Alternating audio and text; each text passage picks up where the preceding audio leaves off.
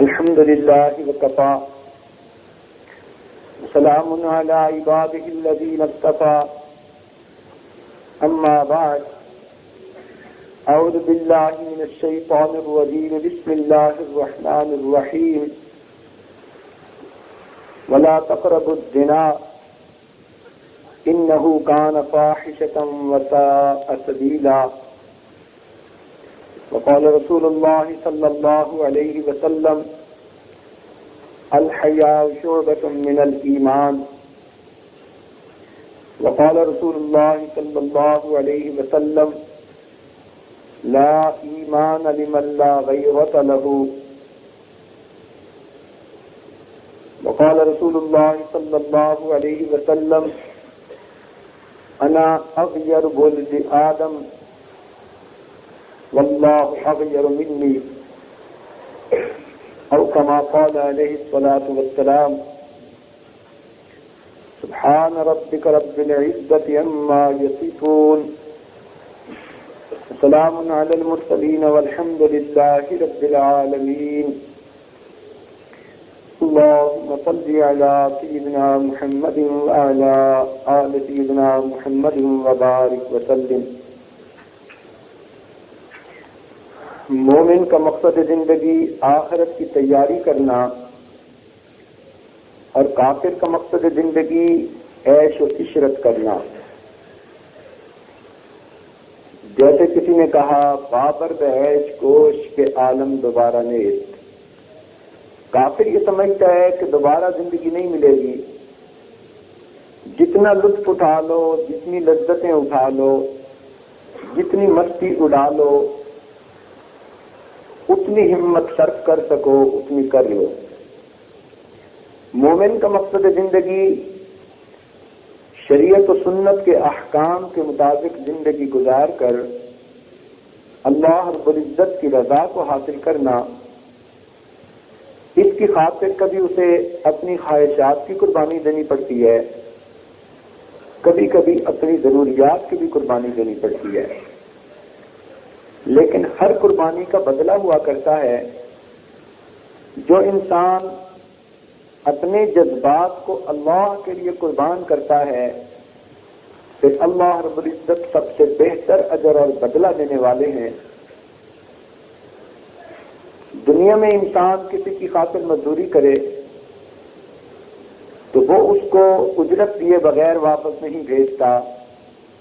جو انسان اللہ رب العزت کی خاطر مجاہدہ اختیار کرے، اپنے نفس کو زیر کرنے کے لیے، شریعت کی لگام پہنانے کے لیے محنت کرے، پھر اللہ رب العزت کے ذمے ہو جاتا ہے اس بندے کو اجر اور بدلہ عطا کرنا. دین اسلام کا یہ حسن ہے کہ جن سوراخوں سے شیطان انسان کے دل پر حملہ کر سکتا تھا، اسلام نے ان تمام سوراخوں کو بند کر دیا، بلکہ جس منزل پر جانے سے روکنا تھا اس راستے پر پہلا قدم اٹھانے سے بھی روک دیا. مثال کے طور پر شرک سے منع کرنا تھا تو تصویر بنانے سے بھی منع کر دیا. نہ رہے بانس نہ بجے بنسری. اسی طرح اللہ رب العزت نے مومن کو زنا سے روکنا تھا، غیر محرم کی طرف نظر اٹھانے سے بھی روک دیا. تو جس منزل پہ نہیں جانا اس کا فاصلہ کیا معلوم کرنا اور اس پر پہلا قدم کیا اٹھانا. تو یہ دین اسلام کا حسن ہے کہ اس نے مومن کو شرم و حیا کی زندگی گزارنے کی تعلیم دی ہے. کتنا فرق ہے مومن اور کافر کی زندگی میں. مومن شرم و حیا کو صفت سمجھتا ہے، جبکہ کافر کہتے ہیں شائنس از اے سکنس.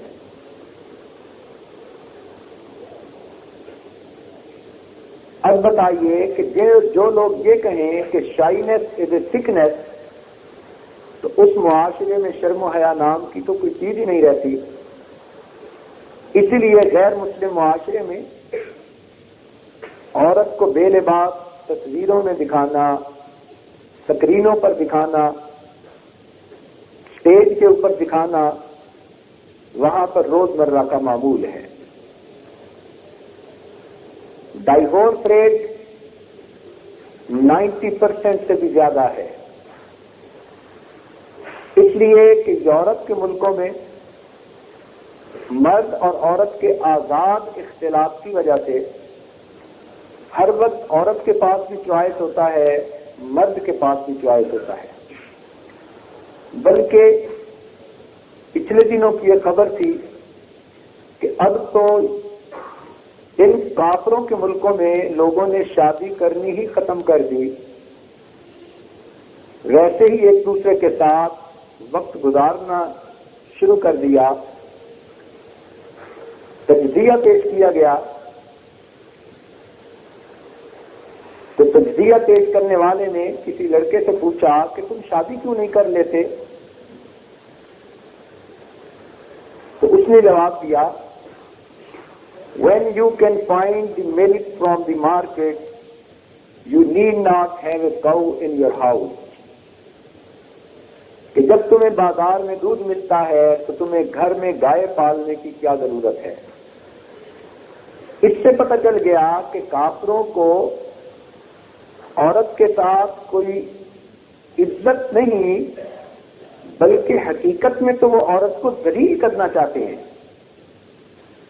عورت کے حقوق کے علمبردار بننے والے، عورت کو آزادی دلوانے والے، عورت کو گھر کی چار دیواری سے باہر نکالنے والے، عورت کو مردوں کے برابر لانے والے، در حقیقت عورت کو بے لباس کر کے اس سے لطف اندوز ہونا چاہتے ہیں۔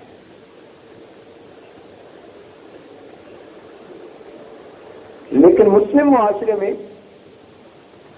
مرد و عورت کو شرم و حیا والی زندگی گزارنے کی تلقین کی گئی۔ بحیثیت انسان جیسے مرد اللہ تعالیٰ کے بندے ہیں، اسی طرح عورتیں بھی اللہ رب العزت کی بندیاں ہیں۔ اس لیے عبادات میں مرد اور عورت کے حقوق مساوی، جان، مال، عزت، آبرو کی حفاظت میں مرد اور عورت کے حقوق مساوی۔ لیکن جہاں معاشرتی زندگی گزارنے کا وقت آیا تو شریعت نے گھر کے اندر کے سارے کام عورت کو سونپ دیے کہ وہ گھر کے اندر رہ کر اپنے آپ کو مصروف بھی رکھے، بچوں کی اچھی تربیت کرے، شرم و حیات کو حفاظت کرے، اور مرد کے ذمہ لگائے کہ وہ چار دیواری کے سب باہر کے کام کا بوجھ اٹھائے۔ اگر شریعت عورت کو کہتی کہ تم اپنی روزی خود کما کے کھاؤ تو اس سے اس ناموس کی حفاظت کا مطالبہ بھی نہیں کر سکتی تھی۔ اس لیے پوری زندگی عورت کے لیے خود کمانا فرض نہیں۔ بیٹی ہے تو اس کا خرچہ باپ کے اوپر فرض ہے، بہن ہے تو اس کا خرچہ بھائی کے اوپر فرض ہے، اگر بیوی ہے تو اس کی روزی اور خرچہ اس کے خامند کے اوپر فرض ہے، اور اگر ماں ہے تو اس کا خرچہ اس کے بچوں کے اوپر فرض ہے۔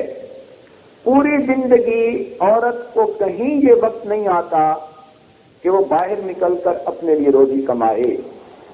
تو جب شریعت نے اس کو باہر کی دنیا سے بے نیاز کر دیا، اس کی ضرورتیں گھر بٹھائے پوری ہو رہی ہیں، وہ اپنے محل میں ملکہ کی سی زندگی گزار سکتی ہے، تو اب شریعت نے کہا کہ تم اپنے عزت و ناموس کی حفاظت کرو۔ اگر اس عورت کو نوکری کرنے کے لیے، اپنے بزنس کے آرڈر لینے کے لیے غیر محرموں کے پاس جانا پڑتا تو معلوم نہیں غیر محرم لوگ کس کس ہیلے اور بہانے سے اس کے جسم کے ساتھ کھیلتے، اور اس کو مجبور ہونا پڑتا نوکری حاصل کرنے کے لیے، بزنس حاصل کرنے کے لیے، اپنی عزت کو بھی داؤ پر لگانا پڑتا۔ تو تو شریعت نے اس کی حفاظت اس طرح سے کی کہ مرد کو ذمہ دار بنایا اور عورت کے سر پر یہ بوجھ ہی نہیں رکھا کہ وہ خود کمائے اور پھر کھائے۔ تو حسن دیکھیے شریعت کا کہ جب عورت کو عزت و ناموس کی حفاظت کا حکم دینا تھا تو اس کو باہر کی دنیا سے بے نیاز کر دیا۔ فرمایا کہ تم گھر میں رہو، تمہارے مردوں پر فرض ہے تمہیں گھر میں لا کر نان و نفقہ دیں گے۔ تو جہاں معاشرتی زندگی کا تعلق تھا، شریعت نے گھر کے اندر کی زندگی کا انچارج عورت کو بنا دیا اور باہر کے کاموں کا انچارج مرد کو بنا دیا۔ پھر عورتوں کو کہا کہ تم عورتوں میں ہی اپنا تعلق رکھو۔ اس لیے مسلم معاشرے میں سکول سے لے کر یونیورسٹی تک عورتوں کی ہو تو اس میں عورتیں ہی کام کرنے والی ہوں، حتیٰ کہ ہاسپٹل میں اگر وارڈ ہوں تو عورتوں کے اپنے ہوں، مردوں کے اپنے ہوں۔ تو مرد اور عورت کو ایک دوسرے کے ساتھ میل جول سے منع کر دیا، شرائط لگا دی، سوائے ان مردوں کے ساتھ ملنے جلنے کے جن کو محرم کہتے ہیں، جہاں آ کر غلیظ ترین انسان کے اندر کی بھی نفسانیت مر جاتی ہے۔ مثلا بیٹا ہے، بھائی ہے، باپ ہے، یہ وہ رشتے ہیں کہ کتنی ہی گندی ذہنیت رکھنے والا مرد کیوں نہ ہو، ان مقدس رشتوں کے پاس آ کر اس کے اندر کے جذبات ٹھنڈے ہو جاتے ہیں، اس کے اندر کی حیوانیت ختم ہو جاتی ہے اور اس کے اوپر شرم و حیا کا پردہ آ جاتا ہے۔ تو شریعت نے عورت کو محرم مردوں کے ساتھ ملنے بیٹھنے اٹھنے کی اجازت دی، لیکن ان کے علاوہ جتنے مرد تھے ان کو غیر محرم کہا۔ نکاح کے ذریعے تو ان کے قریب آ سکتی ہے، نکاح کے بغیر ان سے دور رہنے کا حکم دیا۔ شریعت نے مردوں کو علیحدہ حکم دیا اپنی نگاہوں کو نیچے رکھیں، عورت کو علیحدہ حکم دیا کہ وہ اپنی نگاہوں کو نیچے رکھیں۔ چنانچہ قرآن پاک میں اللہ تعالیٰ فرماتے ہیں قُلْ لِلْمُؤْمِنِينَ يَغُضُّوا مِنْ أَبْصَارِهِمْ، آپ ایمان والوں سے فرما دیجئے کہ وہ اپنی نگاہوں کو نیچے رکھیں، وَيَحْفَظُوا فُرُوجَهُمْ، اور اپنی شرمگاہوں کی حفاظت کریں۔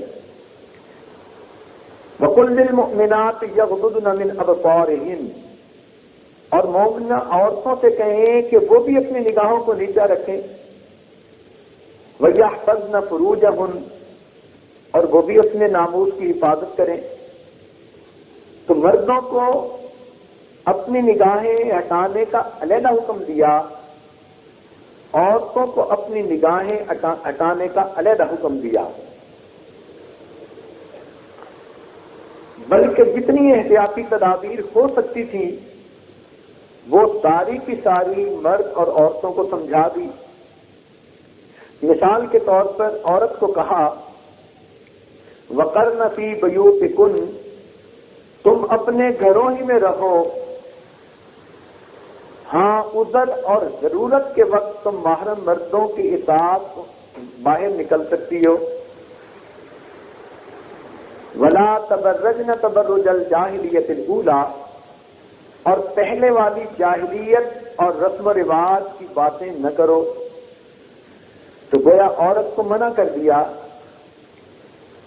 کہ وہ باہر نہ نکلے بے پردہ ہو کر اور رواجوں کے پیچھے نہ بھاگے، بلکہ اللہ کو راضی کرنے والی زندگی کو اختیار کرے۔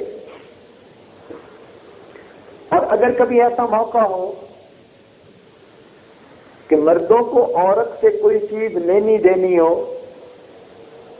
بات کرنی ہو، تو قرآن پاک میں فرمایا فَاسْأَلُوهُنَّ مِنْ وَرَاءِ حِجَابٍ، تم پردے کے پیچھے سے ان سے پوچھو، مانگو، بات کرو۔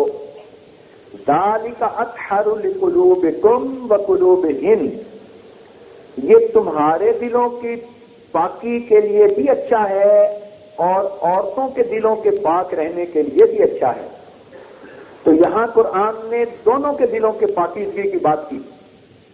کوئی عورت یہ نہیں کہہ سکتی کہ اگر مرد مجھ سے بات کرے تو مجھ پہ اثر نہیں ہوتا، کوئی مرد نہیں کہہ سکتا غیر عورت مجھ سے بات کرے مجھ پر اثر نہیں ہوتا۔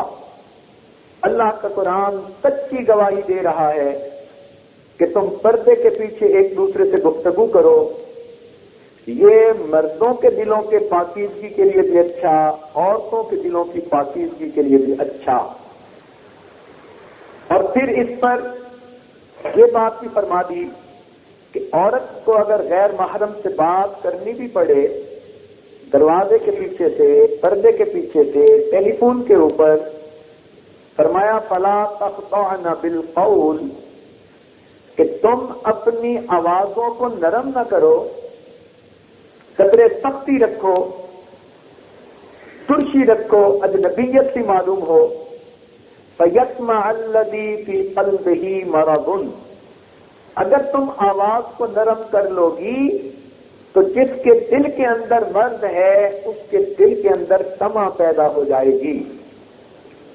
تو قرآن پاک کی اس آیت سے معلوم ہوا کہ عورت جب غیر محرم کے ساتھ میٹھی بن کر گفتگو کرتی ہے تو لازماً اس مرد کے دل میں گناہ کا ارادہ پیدا ہوتا ہے، اس لیے منع فرما دیا کہ تمام ان کاموں سے بچو جن کاموں سے برائی کا امکان بھی ممکن ہے۔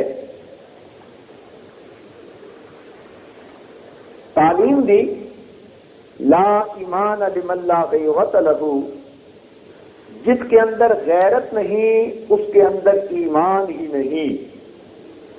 گویا بغیرت اگر مرد ہے یا عورت ہے تو وہ اپنے ایمان کی خیر منائے۔ نبی علیہ السلام نے فرمایا میں اولاد آدم میں سب سے زیادہ غیرت والا ہوں، واللہ اغیر منی، اللہ تعالیٰ مجھ سے بھی زیادہ غیرت والا ہے۔ کیا خوبصورتی ہے اس دین کی کہ جس نے شرم و حیا اور غیرت کی زندگی گزارنے کی اتنی تعلیم دی۔ اس لیے مردوں کو حکم دیا کہ تم اپنی آنکھ کو بند کر لو اگرچہ مادہ بکری کی پوشیدہ اعضاء ہی کیوں نہ ہو۔ اور یہ بھی ذہن میں رکھیں کہ اللہ رب العزت نے آنکھ کا پردہ کتنا چھوٹا بنایا، کتنا لائٹ ویٹ بنایا کہ بلنک آف دی آئی یہ محاورہ بن گیا، just in part of a second انسان اپنی آنکھ کو بند کر سکتا ہے۔ اگر آنکھ کو بند کرنے کے لیے کوئی بڑا شٹر گرانا پڑتا تو مرد بہانہ کرتے کہ عورت کی طرف نظر اٹھتے اٹھتے بھی ہم نے اسے دیکھا تھا۔ اللہ تعالیٰ نے آنکھ کے پردے کو اتنا تیز بنا دیا، کوئک ایکٹنگ بنا دیا کہ انسان جس سے چاہے اسی وقت اپنی آنکھوں کو بند کر سکتا ہے۔ پھر عورت کو تعلیم دی کہ تم ہر اس موقع سے بچو کہ جن موقع سے کسی غیر محرم کو تمہاری طرف التفات ہو سکے۔ مثلاً عورتیں اپنے بال جب سنوارتی ہیں، کنگھی کرتی ہیں، تو ان کے جو بال ٹوٹ جاتے ہیں ان کو بھی وہ ایسی جگہ مت پھینکیں جہاں غیر محرم مرد دیکھ سکتے ہوں۔ تو فقہا نے عورت کو حکم دیا کہ وہ اپنے ان ٹوٹے ہوئے بالوں کو بھی چھپا کر رکھے تاکہ غیر مرد کی نظر نہ پڑے۔ اگر کسی مرد نے کسی خاص برتن میں کھایا اور پیا تو عورت کو منع کیا گیا کہ تم ارادتاً اس برتن میں سے مت کھاؤ، اس لیے کہ یہ مکروہ ہے۔ اگرچہ مومن کے جوتے میں شفا ہے لیکن وہ اور نیت ہوتی ہے۔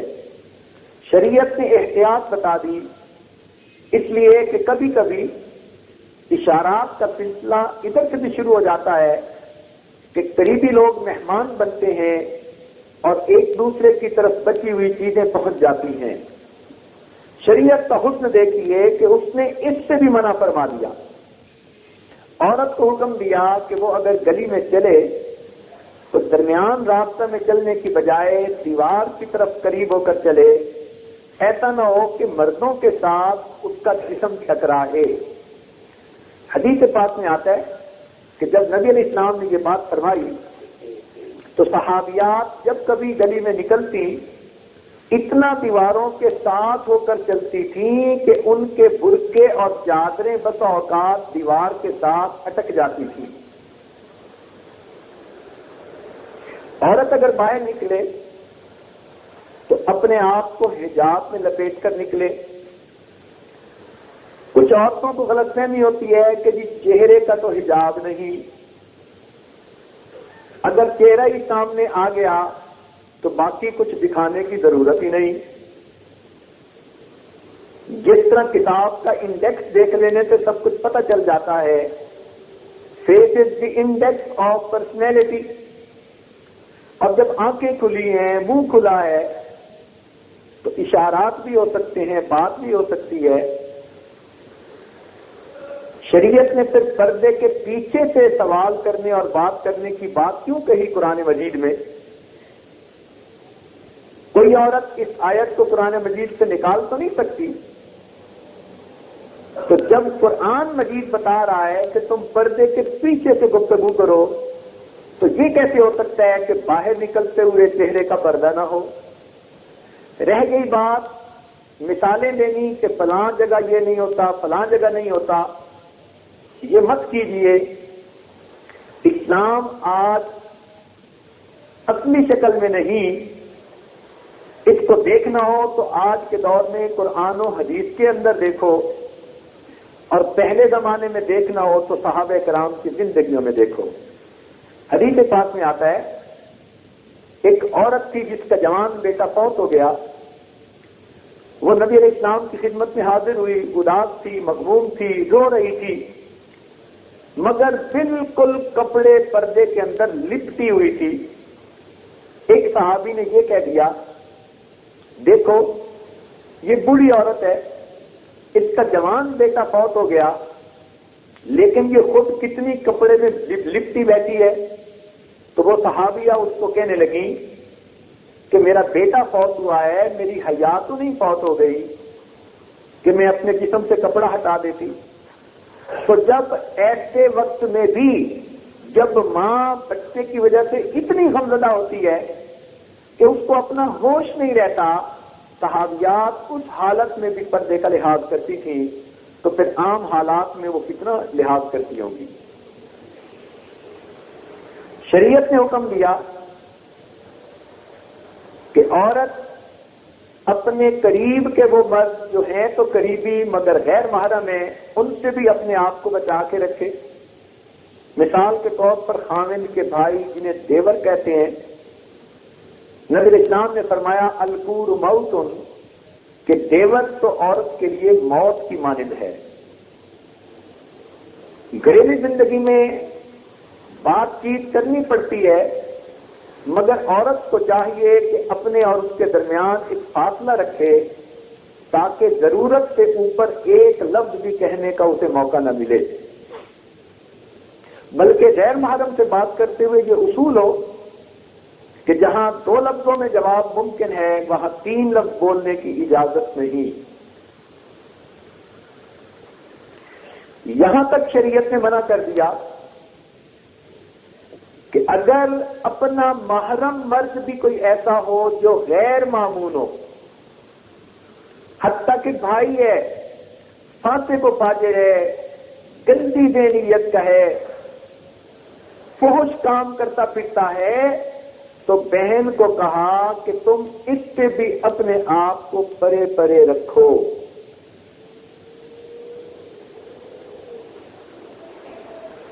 ایسی عورتیں جو باہر بے پردہ پھرتی ہیں، ان بے پردہ عورتوں سے بھی باحیا عورتوں کو محتاط رہنے کا حکم دیا بلکہ فقہا نے لکھا کہ بے پردہ گھومنے والی عورت تو غیر محرم مردوں کے حکم میں ہوتی ہے عورت کے لیے۔ اکثر ایسا ہوتا ہے کہ بے پردہ گھومنے والیاں اور گناہ کے تعلقات ادھر ادھر قائم کرنے والی عورتیں ہی نیک بچیوں کو گناہ کی باتیں سنا سنا کر ادھر مائل کرتی ہیں۔ شیطان خود تو حملہ نہیں کر سکتا، وہ اپنی ایجنٹ بھیج دیتا ہے، سہیلی کی شکل میں، اپنی ہمسائی کی شکل میں، کسی رشتہ دار کی شکل میں، اور وہ شیطان کی ایجنٹ اس نوجوان بچی کو جنسی باتیں سنا کر اس کے دل کے اندر گناہ کا خیال پیدا کرتی ہے۔ شریعت نے، قرآن پاک نے کیا خوبصورت لفظ استعمال کیا کہ جو لوگ ایسی عورتوں پر بہتان لگاتے ہیں، محسنات المؤمنات الغافلات، تو یہاں پر غافلات کا ترجمہ مفسرین نے یوں کیا کہ وہ عورتیں جن کو جنسی اس قسم کی باتوں کا پتہ ہی نہ ہو، وہ غافلات ہیں۔ تو شادی سے پہلے بچی کو ایسی بے شرمی کی باتوں کا پتہ ہی نہیں ہونا چاہیے۔ اللہ کی نظر میں یہ ان کی صفت ہے، عورت کی صفت اس کو قرار دیا قرآن مجید میں کہ وقت سے پہلے اس کو ایسی باتوں کا پتہ ہی نہیں، گویا یہ بھولی بھالی نوجوان بچی ہے۔ تو ایسی بھولی بھالی نوجوان بچی اللہ رب العزت کی نظر میں بڑی عزت اور قدر والی بچی ہے۔ اس لیے علماء نے لکھا کہ نوجوان بچیوں کو اخبار کے فلمی صفحے دیکھنے اور ان کو ڈائجسٹ پڑھنے، 3 عورتیں 3 کہانیاں، افسانے پڑھنے، فلمیں دیکھنی، گانے سننے، اور اسی طرح انٹرنیٹ کی وہ بدماشیاں جو اب سامنے آ چکی ہیں، اس قسم کی چیٹنگ، ہر چیز حرام ہے۔ اپنے بچوں اور اپنی بچیوں کو ان چیزوں سے بچانے کی ضرورت ہے۔ یہ چیزیں فحاشی پھیلاتی ہیں، اور فحاشی اللہ رب العزت کے نزدیک گناہ کبیرہ ہے۔ بلکہ موسیقی کے بارے میں تو نبی اسلام نے یہاں تک فرمایا کہ موسیقی کانوں کا زنا ہے۔ فرمایا جس طرح شرمگاہ زنا کرتی ہے، آنکھوں کا بھی زنا، ہاتھوں کا بھی زنا، ہونٹوں کا بھی زنا۔ صحابہ نے پوچھا ہے اللہ کے محبوب کیسے؟ فرمایا آنکھ سے غیر محرم کو دیکھا تو آنکھ نے زنا کیا، اگر اپنی منہ سے غیر محرم کے ساتھ نرم گفتگو کی تو گویا اس کی زبان اور ہونٹوں نے زنا کیا، اگر کان سے اس کی باتیں سنی تو کانوں نے زنا کیا، موسیقی کی آواز سنی تو کانوں نے زنا کیا، اگر ہاتھ کسی غیر محرم کو لگا تو ہاتھ نے زنا کیا۔ ایک حدیث پاک میں فرمایا کہ میرے ہاتھ کسی سور کو لگ جائیں یہ بہتر ہے کہ کسی غیر محرم کو لگے۔ پاؤں اگر کسی غیر محرم کی طرف چل کے گئے تو پاؤں نے زنا کیا۔ اس لیے شریعت نے نظر کی حفاظت کی بہت اہمیت بیان کی، کیونکہ یہ پہلا قدم ہے زنا کی طرف۔ چنانچہ شریعت کا حکم ہے وَلَا تَقْرَبُوا الزِّنَا، تم زنا کے قریب ہی نہ جاؤ۔ یعنی کیا خوبصورتی ہے اور بلاغت ہے قرآن مجید کی کہ فقط نہیں کہا کہ تم زنا کے مرتکب نہ ہو، کہا تم زنا کے قریب ہی نہ جاؤ۔ غیر محرم کی طرف دیکھنا، اس سے باتیں کرنا، اس کی طرف پیغام بھیجنا، اس کی طرف تحفے تحائف بھیجنا، رکے بھیجنا، یہ تمام چیزیں زنا کے قریب کرتی ہیں، ان کو بھی حرام فرما دیا۔ حدیث پاک میں آتا ہے النظر سہم من سہام ابلیس، کہ نظر شیطان کے تیروں میں سے ایک تیر ہے. اور ایک جگہ فرمایا النساء حبائل الشیاطین، عورتیں تو شیاطین کی رسیاں ہیں. جیسے ایک انسان ڈوری کے ذریعے مچھلیاں پکڑتا ہے، فشنگ کرتا ہے، آپ یوں سمجھیے کہ شیطان عورتوں کے ذریعے سے مردوں کو گناہوں کی فشنگ کرتا ہے. ایک جگہ فرمایا گیا، شیطان نے کہا کہ عورت میرا وہ تیر ہے جو کبھی خطا نہیں جاتا. اس لیے شریعت نے غیر محرم مرد اور عورت کو اکیلے بیٹھنے سے منع فرما دیا. حتیٰ کہ اگر حسن بصری جیسے بزرگ پڑھانے والے ہوں، رابعہ بصری جیسی نیک بوڑھی عورت پڑھنے والی ہو، تو شریعت نے ان کو بھی قرآن پڑھنے پڑھانے سے منع کر دیا. تو پھر باقی باتوں کی گنجائش کہاں؟ جب عورت بے پردہ باہر نکلتی ہے تو مردوں کی عجیب ہی حوث بھری نگاہیں اس کے اوپر پڑتی ہیں. آپ نے دیکھا ہوگا چھوٹے بچوں کو نظر لگ جاتی ہے تو وہ بیمار ہو جاتے ہیں. اسی طرح بے پردہ عورت جب بے پردہ ہو کر نکلتی ہے تو مردوں کی ہوسناک نگاہوں کے پڑنے سے وہ عورت روحانی طور پر بیمار ہو جاتی ہے. اس کی زندگی کا سکون لٹ جاتا ہے، وہ کسی نہ کسی طرح پریشان ہو جاتی ہے اور پھر روتی پھرتی ہے کہ پتہ نہیں میرے اوپر ہی سب پریشانیاں آ رہی ہیں، اور بھول جاتی ہے کہ میں نے تو شریعت کے حکم کو توڑا ہوا ہے. اس لیے بے پردہ عورت جب نکلتی ہے اللہ رب العزت کے فرشتے اس پر لعنت بھیجتے رہتے ہیں جب تک کہ وہ گھر واپس نہیں آ جاتی. کتنی عجیب بات ہے کہ جو عورت دنیا میں بے پردہ باہر پھرے گی، اس کی سزا اللہ نے یہ رکھی کہ قیامت کے دن سب انسانوں کے سامنے اس کو بے لباس کر کے پھر جہنم میں پھینکیں گے.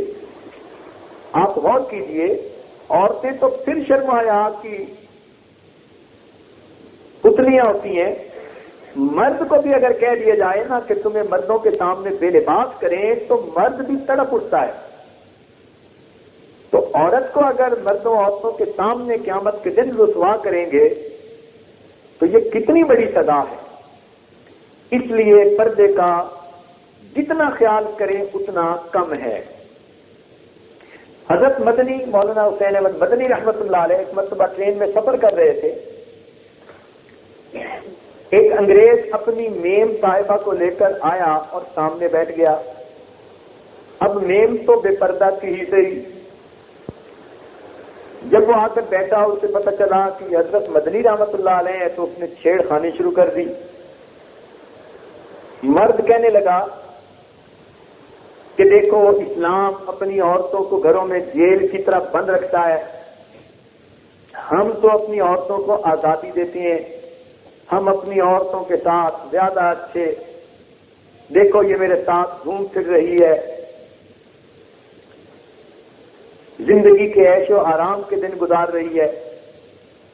حضرت مدنی رحمۃ اللہ علیہ پہلے تو سنتے رہے، پھر آپ نے سوچا کہ یہ سیدھی طرح تو ماننے والا نہیں، تیری انگلی سے کھیر نکالنی پڑے گی. چنانچہ گرمی کا موسم تھا، آپ کا شاگرد بھی قریب ساتھ تھا، اور قدرتاً آپ نے شکنجبین بنانے کے لیے کچھ لیمو وغیرہ اور چینی اپنے ساتھ رکھوائی تھی. آپ نے اسے اشارہ کیا کہ ذرا شکنجبین کے 1-2 گلاس بناؤ، بہت گرمی ہے. اس نے تھرمس سے ٹھنڈا پانی نکالا، چینی ملائی اور لیمو کاٹا. اب جب انگریز صاحب کے سامنے لیمو کٹا تو اس کے منہ میں بھی پانی آ گیا. وہ بھی بڑی شوق کی نظروں سے شکنجبین کو دیکھ رہا ہے. جب اس نے ٹھنڈی شکنجبین کو شوق کی نظروں سے دیکھا، اب حضرت مدنی رحمۃ اللہ علیہ نے اس سے پوچھا کہ کیا معاملہ، آپ بڑی محبت بڑی نظروں سے شکنجبین کو دیکھ رہے ہیں؟ اس نے کہا جی آپ کو پتہ ہے گرمی ہے، پیاس ہے، اور لیمو چیز ہی ایسی ہے کہ اس کو دیکھ کے منہ میں پانی آتا ہے. اب حضرت نے اس کو ٹھوکر لگائی کہ جس طرح گرمی کے موسم میں پیاسا لیمو دیکھ کے اس کے منہ میں پانی آتا ہے، تو یہ جو تمہاری نیم صاحبہ بیٹھی ہیں، اس کو دیکھ دیکھ کر جتنے ریل کے غیر مرد ہیں سب کے منہ میں پانی آ رہا ہے۔ اب تو وہ ایسا شرمندہ ہوا کہ اس کی نظریں نیچے لگ گئیں۔ تو عورت یہ نہ سمجھے کہ میں بے پردہ باہر نکلوں گی تو کچھ نہیں ہوگا، بے برکتی زندگی میں آئے گی، نمبر 1۔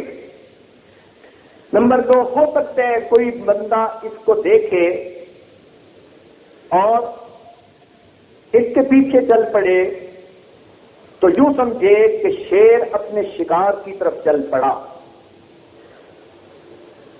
بلکہ عورت اگر شیر کو اپنی طرف آتا ہوا دیکھے تو اسے اتنا ڈرنے کی ضرورت نہیں جتنا غیر محرم کو اپنی طرف آتا ہوا دیکھ کر ڈرنے کی ضرورت ہے۔ شیر آ گیا تو جان چلی جائے گی، غیر محرم آ گیا تو کئی مرتبہ ایمان ہی چلا جاتا ہے۔ تو شریعت نے حکم دیا کہ عورت با پردہ زندگی گزارے، اپنے خاوند کے ساتھ جتنی محبت و پیار کی زندگی گزار سکتی ہے اتنی گزارے۔ اسی طرح ایک حدیث پاک میں فرمایا کہ جس طرح بارش کے آنے سے زمین میں کھیتی اگتی ہے، اسی طرح موسیقی کے سننے سے دل میں زنا کی خواہش ابھرتی ہے۔ تو کوئی بھی یہ نہیں کہہ سکتا کہ جی ہم لوگ تو فقط گانے سنتے ہیں۔ یہ گانے سننے والیاں اپنے دلوں کو محفوظ نہیں رکھ سکتی، ان کے دلوں میں وہ حسرتیں اٹھتی ہیں کہ اگر پلیٹ میں رکھ کر ان کے محرم مردوں کو دکھا دی جاتی تو یہ شرم کے مارے مر جاتی۔ اس لیے شریعت نے شرم و حیا کی زندگی کی تعلیم دی۔ کتنا پرسکون معاشرہ بن جاتا ہے جب مرد عورت سے بے نیاز ہو جائیں، عورت مرد کی طرف سے امن میں ہو جائے۔ چنانچہ حضرت مندلانوں کے زمانے کا واقعہ ہے، ایک عورت یمن سے چلی، ہزاروں میل کا سفر، اور مدینہ طیبہ پہنچی اور اکیلی نے سفر کیا۔ حضرت مندلانوں نے پوچھا، اللہ کی بندی تو نے اکیلا سفر کیوں کیا؟ اس نے اپنا کوئی عذر پیش کیا۔ پھر آپ کے دل میں خیال آیا تو آپ نے پوچھا کہ بتاؤ، تم نے یمن سے مدینہ تک اکیلا سفر کیا، تمہیں شہروں سے بھی گزرنا پڑا، بستیوں سے بھی گزرنا پڑا، کہیں ویرانوں سے بھی گزری ہوگی، غیر محرم مردوں سے بھی تمہارا آمنا سامنا ہوا ہوگا، جوان العمر ہو، مال و دولت تمہارے پاس ہے، زیورات سے لدی ہوئی ہو، اور تمہیں اپنے عزت و ناموس، جان مال کسی کا ڈر نہ رہا۔ تو عورت سے کمنٹ پوچھے، اور واقعی عورت سب سے بیٹر ججمنٹ کر لیتی ہے کہ مرد کی نظر کیا کہہ رہی ہے، اس کے الفاظ کے بول میں کیا ارادے چھپے ہوئے ہیں، اس کا اٹھنے والا قدم کس نیت سے اٹھ رہا ہے۔ عورت کو سب سے جلدی اس کی ججمنٹ ہو جاتی ہے۔ تو اس عورت نے یہ کمنٹس دیے، امیر المومنین، میں یمن سے چلی اور راستے میں مجھے ہر رات کہیں نہ کہیں ٹھہرنا پڑا، کہیں کسی کے گھر میں ٹھہری، کہیں ویرانے میں اکیلے ٹھہری، دن میں اور رات میں سفر کرتے کرتے یہاں پہنچی۔ میں اس نتیجے پر پہنچی ہوں کہ یمن سے لے کے مدینہ تک ایک ماں باپ کی اولاد بستی ہے۔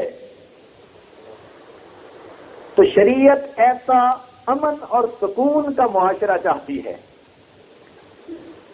کہ عورت کو اتنا امن نصیب ہو جائے گا کہ اگر بالفرض اس کو 1000 میل بھی پیدل چلنا پڑے تو اس کی جان بھی محفوظ، اس کا مال بھی محفوظ، اس کی عزت بھی محفوظ۔ عورتیں اور کیا چاہتی ہیں؟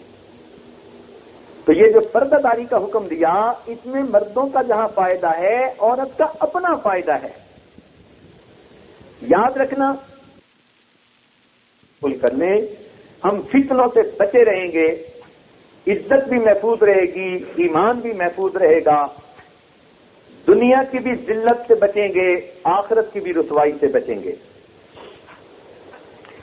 اتنی اس بات کی اہمیت بیان کی گئی حضرت عبداللہ ابن ام مکتوم رضی اللہ تعالیٰ عنہ ایک مرتبہ نبی علیہ السلام کے گھر تشریف لائے، آنکھوں سے نابینا تھے. آپ نے اندر آنے کے لیے کہا. سیدہ فاطمہ الزہرا سیدہ عائشہ صدیقہ رضی اللہ تعالیٰ عنہ وہ کمرے میں جانے کی بجائے یا چھپنے کی بجائے کھڑی رہیں. نبی علیہ السلام نے فرمایا انہیں کہ تم پردہ کر لو. انہوں نے عرض کیا اللہ کے نبی یہ تو نابینا ہے. تو آپ نے فرمایا اگر یہ نابینا ہے تو تم تو نابینا نہیں ہو. آپ بتائیے کہ جب ام المؤمنین کو اللہ کے محبوب یہ فرماتے ہیں تو پھر آج کی عورت کیا سوچ سکتی ہے؟ اس لیے مردوں کے لیے لازمی کہ وہ عورتوں سے پردہ میں رہیں، عورتوں کے لیے لازمی کہ وہ مردوں سے پردہ میں رہیں. یہ دونوں کی ذمہ داری ہے اور اس میں دونوں کا فائدہ. یہاں تک اس کی تعلیم دی گئی کہ ایک مرتبہ صحابہ بیٹھے ہوئے نیک عورت کے بارے میں گفتگو کر رہے تھے کہ کون سی عورت اللہ تعالیٰ کو زیادہ پسندیدہ ہے. اتنے میں حضرت علی عنہ گھر تشریف لے گئے، حضرت فاطمہ الزہرا عنہ کو بتایا. انہوں نے کہا میں بتاؤں کون سی عورت اللہ تعالیٰ کو زیادہ پسند ہے؟ پوچھا کون سی؟ کہنے لگی کہ جو نہ خود کسی غیر محرم کو دیکھے اور نہ کوئی غیر محرم اس کو دیکھ سکے. انہوں نے آ کر یہ بات نبی علیہ الصلوۃ والسلام کی خدمت میں عرض کر دی تو نبی علیہ السلام نے فرمایا فاطمہ تو بضعۃ منی، کہ فاطمہ تو میرے جگر کا ٹکڑا ہے اور ان کو خاتون جنت کی بشارتیں ملی. تو عورت کی ہر وقت یہ کوشش رہنی چاہیے کہ غیر محرم کی نگاہوں سے دور رہے، بچی رہے. اس کو غیر محرم کی نگاہیں نہ سمجھے، اس کو شیطان کی نگاہیں سمجھے. ممکن ہے یہ بات سن کر مردوں کو غصہ آئے، مگر ان کو اللہ کرے کہ غصہ آ جائے اور وہ غیر محرم پر ایسی ہوس کی نگاہیں ڈالنا چھوڑ دیں. اس لیے کہ گزرنے والی کسی نہ کسی کی بیٹی ہوتی ہے، کسی کی بہن ہوتی ہے، کسی کی ماں ہوتی ہے. اگر تم اس پر غلط نظریں ڈال رہے ہو تو کل تمہاری عورتوں پر بھی کوئی ایسی ہی نظریں ڈالے گا. اس لیے شریعت نے پہلے قدم کی اہمیت ہی بہت زیادہ بیان کی اور پردے کا بہت اہتمام کروایا. حضرت مجدد ثانی رحمۃ اللہ علیہ فرماتے تھے آنکھ کے بگڑنے کے بعد دل کی حفاظت مشکل ہے اور دل کے بگڑنے کے بعد شرمگاہ کی حفاظت مشکل ہے. اور اگر آپ غور کریں تو آنکھ کے بگڑنے سے ہی بندے پر مصیبتیں آتی ہیں. اگر حضرت آدم علیہ السلام شجر ممنوعہ کی طرف نہ دیکھتے، نہ اسے کھاتے، نہ جنت سے نکالے جاتے. اگر قابیل حابیل کی بہن کی طرف نہ دیکھتا، نہ اس پر عاشق ہوتا اور نہ اپنے بھائی کو قتل کرنے کا مجرم بنتا. اگر زلیخا یوسف علیہ السلام کی طرف نہ دیکھتی تو اسے اتنی ذلت اور رسوائی برداشت نہ کرنی پڑتی. تو معلوم ہوا کہ آنکھ کے دیکھنے سے ہی بندے پر مصیبتیں آتی ہیں.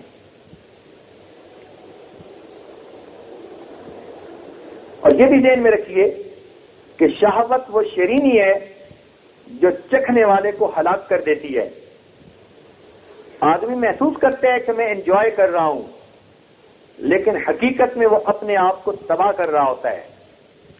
اور یہ اصول بھی ذہن میں رکھنا کہ محبت اور عداوت دو ایسی چیزیں ہیں جو کبھی نہیں چھپی رہ سکتی. تو اگر انسان سمجھے کہ میرے فلاں سے تعلقات ہیں اور کسی کو پتہ نہیں تو یہ سب سے بے وقوف انسان ہے. دو نہیں، چار نہیں، آخر ایک دن پول کھلنا ہے اور شرمندگی اور رسوائی کے سوا کچھ نتیجہ نہیں نکلنا. تو اس لیے کوئی بچی ذہن میں یہ مت رکھے کہ فلاں نے میرے ساتھ بات کی، پیغام بھیجا اور میں نے اس کا ریسپانس دیا اور کسی کو پتہ نہیں. یہ محبت کا تعلق یا نفرت کا تعلق کبھی چھپا نہیں رہ سکتا، ہمیشہ یہ ظاہر ہو جاتا ہے. اسی لیے کئی مرتبہ بے وقوفی میں ایسا قدم اٹھا لیتی ہیں اور پھر ان کو چھپانے کے لیے جھوٹ بولتی پھرتی ہیں۔ ایسا گناہ کرتے ہوئے کیوں بہادری دکھائی کہ پھر بزدل بن کر اس کی حفاظت کے لیے جھوٹ بولنے پڑے؟ تو ایسا قدم اٹھانے کی ضرورت ہی کیا ہے کہ جھوٹوں جیسی زندگی گزارنی پڑے؟ اور جو عورتیں اپنے حسن و جمال کی نمائش کرتی پھرتی ہیں وہ سمجھ لیں کہ عورت کا حسن ہی اس کی تباہی کا ذریعہ بنتا ہے۔ جتنے گھر ٹوٹتے ہیں ان میں سے اکثر و بیشتر میں عورتوں سے ایسی اخلاقی غلطیاں ہوتی ہیں جس میں گھستے بستے گھر تباہ ہو جاتے ہیں۔ اسی لیے حضرت اللہ عنہ فرمایا کرتے تھے مردوں کو کہ تم شریر عورتوں سے بے کنار رہو، یعنی ایک طرف رہو۔ فرماتے تھے کہ تم شریر عورتوں سے بے کنار رہو اور بھلی مانس عورتوں سے بھی ہوشیار رہو۔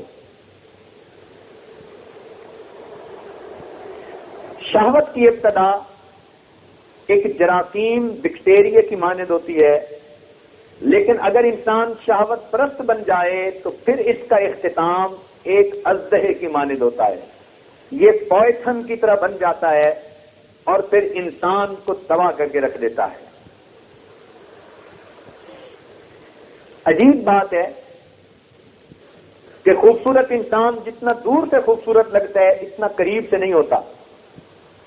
آواز جتنی دور سے خوبصورت محسوس ہوتی ہے، سریلی محسوس ہوتی ہے، قریب سے اتنی نہیں ہوتی۔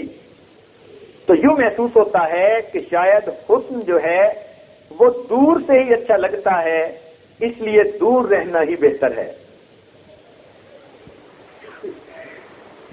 کسی عارف نے کیا اچھی بات کہی کہ انسان کو ہر جیت سے خوشی ہوتی ہے، انسان کو ہر جیت سے خوشی ہوتی ہے، لیکن جب کوئی اپنے آپ سے جیت جاتا ہے تو اس خوشی کا کوئی ٹھکانہ نہیں ہوا کرتا۔ تو جب نفس برائی کی طرف مائل کرے اور انسان اس وقت اپنے آپ پر قابو رکھے اور برائی سے بچ جائے تو اس کی خوشی کی کوئی انتہا نہیں ہوتی۔ ہمارے مشائخ نے فرمایا کہ اتنی احتیاط کرنی چاہیے کہ شادی شدہ عورت اپنے خاوند کی باتیں بھی دوسری لڑکی عورتوں کو نہ بتائے، بلکہ ایک حدیث پاک میں تو یہ فرمایا کہ جو شادی شدہ عورت دوسری عورتوں کو اور جوان بچیوں کو پرائیویسی کی باتیں بتائے گی تو وہ عورت سورنی کی مانند ہے۔ اسی طرح جو مرد دوسری مردوں کو بتائے گا تو وہ سور کی مانند ہے۔ اور یہ بھی بتا دیا ہمارے مشائخ نے کہ اگر کبھی انسان کی کیفیت ایسی ہو کہ اس کے دل میں کسی کا خیال بار بار آئے، ہٹانے سے بھی نہ ہٹے، دل میں ایسا جم جائے کہ کسی اور چیز میں دل بھی نہ لگے، اور انسان ڈرے کہ میں تو گناہ کا مرتکب ہوں گا، تو اس کو ایک عمل کرنے کی اجازت دی گئی جس کی اجازت اس وقت یہ آج سب عورتوں اور مردوں کو دے رہا ہے، اور وہ عمل بہت آسان ہے کہ ہر دن میں 100 مرتبہ یہ پڑھے، لا مرغوبی الا اللہ، لا مطلوبی الا اللہ، لا محبوبی الا اللہ، لا الہ الا اللہ۔ اگر 100 مرتبہ روزانہ اس کی تسبیح پڑھ لی جائے گی، ہم نے سینکڑوں نہیں ہزاروں نوجوان بچے اور بچیوں کو اس عمل کے صدقے گناہ کبیرہ سے بچ کر زندگی گزارتے دیکھا ہے۔ یہ بہت تجربہ شدہ ایک عمل ہے۔ وہ بچیاں جو کہتی تھیں کہ ہم مر جائیں گی فلاں کے بغیر، جو مرد کہتے تھے کہ فلاں کے بغیر ہم مر جائیں گے، چند دن انہوں نے یہ عمل کیا، کوئی بھی نہ مرا، اور اللہ نے ایمان اعمال کی حفاظت بھی فرما لی۔ تو اس عمل کی بھی سب کو اجازت ہے کہ اگر خدا نخواستہ کسی وقت دل میں کوئی ایسی کیفیت آ جائے تو دل کو صاف کرنے کے لیے یہ ہارٹ کلینر کی مانند ہے۔ امریکہ کے یونیورسٹی کے نوجوان بچے اور بچیوں نے ہمارے اس عمل کا نام ہارٹ کلینر رکھا ہوا ہے۔ اس لیے جو انسان بدکاری سے بچے، اللہ رب العزت کے نزدیک وہ بہت اچھا انسان ہے۔ حدیث پاک میں آتا ہے کہ اگر کسی عورت کو کوئی مرد برائی کی دعوت دے یا کسی مرد کو کوئی عورت برائی کی طرف بلائے اور وہ آگے سے جواب دے انی اخاف اللہ، میں تو اللہ سے ڈرتا ہوں یا اللہ سے ڈرتی ہوں، اس عمل کے صدقے اللہ تعالیٰ قیامت کے دن اس کو عرش کا سایہ عطا فرمائیں گے۔ تو پاک باز اور پاک دامن عورتوں کے لیے دنیا میں اللہ کی رحمت کا سایہ اور قیامت کے دن اللہ کے عرش کا سایہ۔ پھر سن لینا، پاک باز مردوں اور پاک دامن عورتوں کے لیے دنیا میں اللہ رب العزت کی رحمتوں کا سایہ اور قیامت کے دن اللہ رب العزت کے عرش کا سایہ۔ تو ایک طرف تو شریعت نے ایسے مواقع سے بچنے کی تلقین کی کہ جہاں سے گناہ کا امکان بھی ہو سکتا ہو، اور دوسری طرف جیسے شادی کی عمر آئے تو جلدی نکاح کی ترغیب دی۔ چنانچہ فرمایا النکاح نصف الایمان، نکاح تو آدھا ایمان ہے۔ گویا نکاح سے پہلے مرد جتنا نیک بنتا پھرے اس کے ایمان کا معیار آدھا، اور مکمل ایمان تب ہوگا جب وہ نکاح کر کے شادی شدہ بنے گا۔ اور یہ بھی ذہن میں رکھیں کہ تالے تو شریفوں کے لیے ہوتے ہیں، چوروں اور ڈاکوؤں کے سامنے تالوں کی کیا اہمیت ہوتی ہے؟ ایک جراثیم بیکٹیریا کی مانند ہوتی ہے، ایک سبب ہے۔ جس کا دل ہی مریض ہو اور بدماشی سے بھرا پڑا ہو اس کے لیے شادی کیا حیثیت رکھتی ہے؟ تاہم شریعت نے حکم دیا کہ جب بھی بچی کے جوڑ کا خاوند مل جائے اس بچی کا نکاح کرنے میں دیر نہیں کرنی چاہیے۔ ماں باپ کو یہ بات کان کھول کر سننی چاہیے۔ بچی کئی مرتبہ 16 سال یا اوپر ہو جاتی ہے اور ماں باپ سمجھتے ہیں ابھی تو بیبی ہے۔ ایک صاحب کو عطا اللہ شاہ صاحب بخاری رحمت اللہ علیہ نے فرمایا کہ تمہاری بچی جوان ہو گئی، شادی کر دو۔ آگے سے کہنے لگا جی ابھی تو اس کے منہ سے دودھ کی مہک آتی ہے۔ انہوں نے کہا کہ تمہیں پتہ تب چلے گا جب دودھ خراب ہو جائے گا۔ تو شریعت نے حکم دیا کہ جب بچہ یا بچی شادی کی عمر کو پہنچے تو جتنا جلدی ممکن ہے ماں باپ اس فریضے کو پورا کریں۔ تو ایک طرف تو غیر محرم مردوں عورتوں کے اختلاط کو منع کیا اور دوسری طرف جائز ضرورت پوری کرنے کے لیے نکاح کی ترغیب دی۔ یہاں تک فرمایا کہ نکاح سے پہلے اگر ایک نماز پر ایک نماز کا ثواب ملتا ہے تو نکاح کے بعد ایک نماز پڑھنے پر 42 نمازوں کا ثواب ملتا ہے۔ جس طرح غیر محرم مردوں اور عورتوں کو ایک دوسرے سے کٹنے کا حکم دیا، اسی طرح نکاح کے بعد میاں بیوی کو ایک دوسرے کے ساتھ جڑنے کا حکم دیا، محبت و پیار کے ساتھ رہنے کا حکم دیا۔ یہاں تک کہا کہ مرد اپنی بیوی کو دیکھ کر مسکرائے، عورت خاوند کو دیکھ کر مسکرائے، اللہ تعالیٰ ان دونوں کو دیکھ کر مسکراتا ہے۔ تو گویا شریعت کا کیا حسن اور جمال ہے کہ حرام سے ہمیں بچا کر حلال کی طرف متوجہ کیا۔ زندگی بھی آرام سکون سے گزارو اور قیامت کے دن اللہ کے سامنے عزتوں کے تاج بھی پہنتے چلے جاؤ۔ در جوانی توبہ کردن شیوہ پیغمبریست، وقت پیری گرگ ظالم میں شود پرہیزگار۔ جوانی میں توبہ کرنا یہ پیغمبروں کا شیوا ہے، اور بڑھاپے میں تو پھر بھیڑیا بھی بڑا پرہیزگار بن جاتا ہے، اس لیے کہ بکری ہاتھ سے نہیں آتی۔ تو بڑھاپے میں جا کے کوئی توبہ کرے تو اس کی توبہ وہ وقت نہیں رکھتی جو ایک جوان انسان کی توبہ اللہ کے ہاں درجہ رکھتی ہے۔ اس لیے ایک بزرگ تھے، ان کو جب کوئی مہم پیش آتی تو وہ نیک نوجوانوں سے دعا کرواتے، شاب نشأ فی عبادت اللہ، ایسا نوجوان جو اللہ رب العزت کی عبادت میں سرشار ہو۔ کسی نے پوچھا کہ بڑے بڑے مشائخ موجود، ان کی بجائے آپ نوجوانوں سے دعا کرواتے ہیں؟ انہوں نے فرمایا کہ جو نیک پاک نوجوان ہوتا ہے، جب وہ اللہ کے سامنے ہاتھ اٹھاتا ہے، اس کے ہاتھ کو خالی لوٹاتے ہوئے اللہ کو حیا آتی ہے۔ ایسے نوجوان بچے اور بچی کی دعائیں اللہ کے ہاں مقبول ہوتی ہیں، جو گناہوں سے بچ کر نیکی پرہیزگاری کی زندگی گزارتے ہیں۔ اسی لیے شریعت نے قرآن پاک میں جب کہا تو زنا کا تذکرہ کرتے ہوئے فرمایا الزانیۃ والزانی، حالانکہ چوری کا حکم دیا تو وہاں فرمایا السارق والسارقۃ فاقطعوا ایدیہما، چور مرد اور چور عورت ان کے ہاتھ کاٹو۔ تو چوری کا موقع تھا تو مرد کا تذکرہ پہلے کیا، اس لیے کہ مردانگی سے یہ بعید ہے کہ انسان دوسرے کے مال پر ہاتھ ڈالے، چوری کرے۔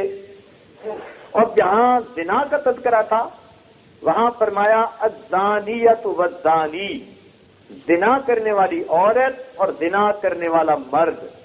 عورت کا تذکرہ پہلے کیا اس لیے کہ شرم و حیا کی وجہ سے عورت سے یہ بات بعید ہے کہ وہ اس کبھی گناہ کا ارتکاب کرے۔ اور یہاں سے مفسرین نے ایک نقطہ بھی نکالا کہ جب تک عورت خود ڈھیلی نہ بنے، غیر مرد اس پر قابو پا ہی نہیں سکتا۔ لہذا یہ زنا کا گناہ پہلے عورت کی طرف سے شروع ہوتا ہے، تب مرد اس پر قادر ہو جاتا ہے۔ تو شروع سے ہی بچ لیجئے، نپ دی ایول ان دی بڈ، شروع سے ہی برائی کو ختم کر دیجئے تاکہ کسی کو غلط چیز سوچنے کا موقع ہی نہ مل سکے۔ اور جو لوگ پاک دامن اور پاک باز زندگیاں گزارتے ہیں، اللہ رب العزت ان کو اس دنیا میں بھی عزتیں دیتے ہیں، آخرت میں بھی عزتیں دیتے ہیں۔ اس لیے اپنے کریکٹر کا بڑا خیال رکھیے۔ انگلش کا ایک فکر ہے، if wealth is lost, nothing is lost. If health is lost, then something is lost. But if character is lost, then everything is lost. یاد رکھنا، لوگ تلوار کا مقابلہ تو کر سکتے ہیں، کردار کا مقابلہ کوئی نہیں کر سکتا۔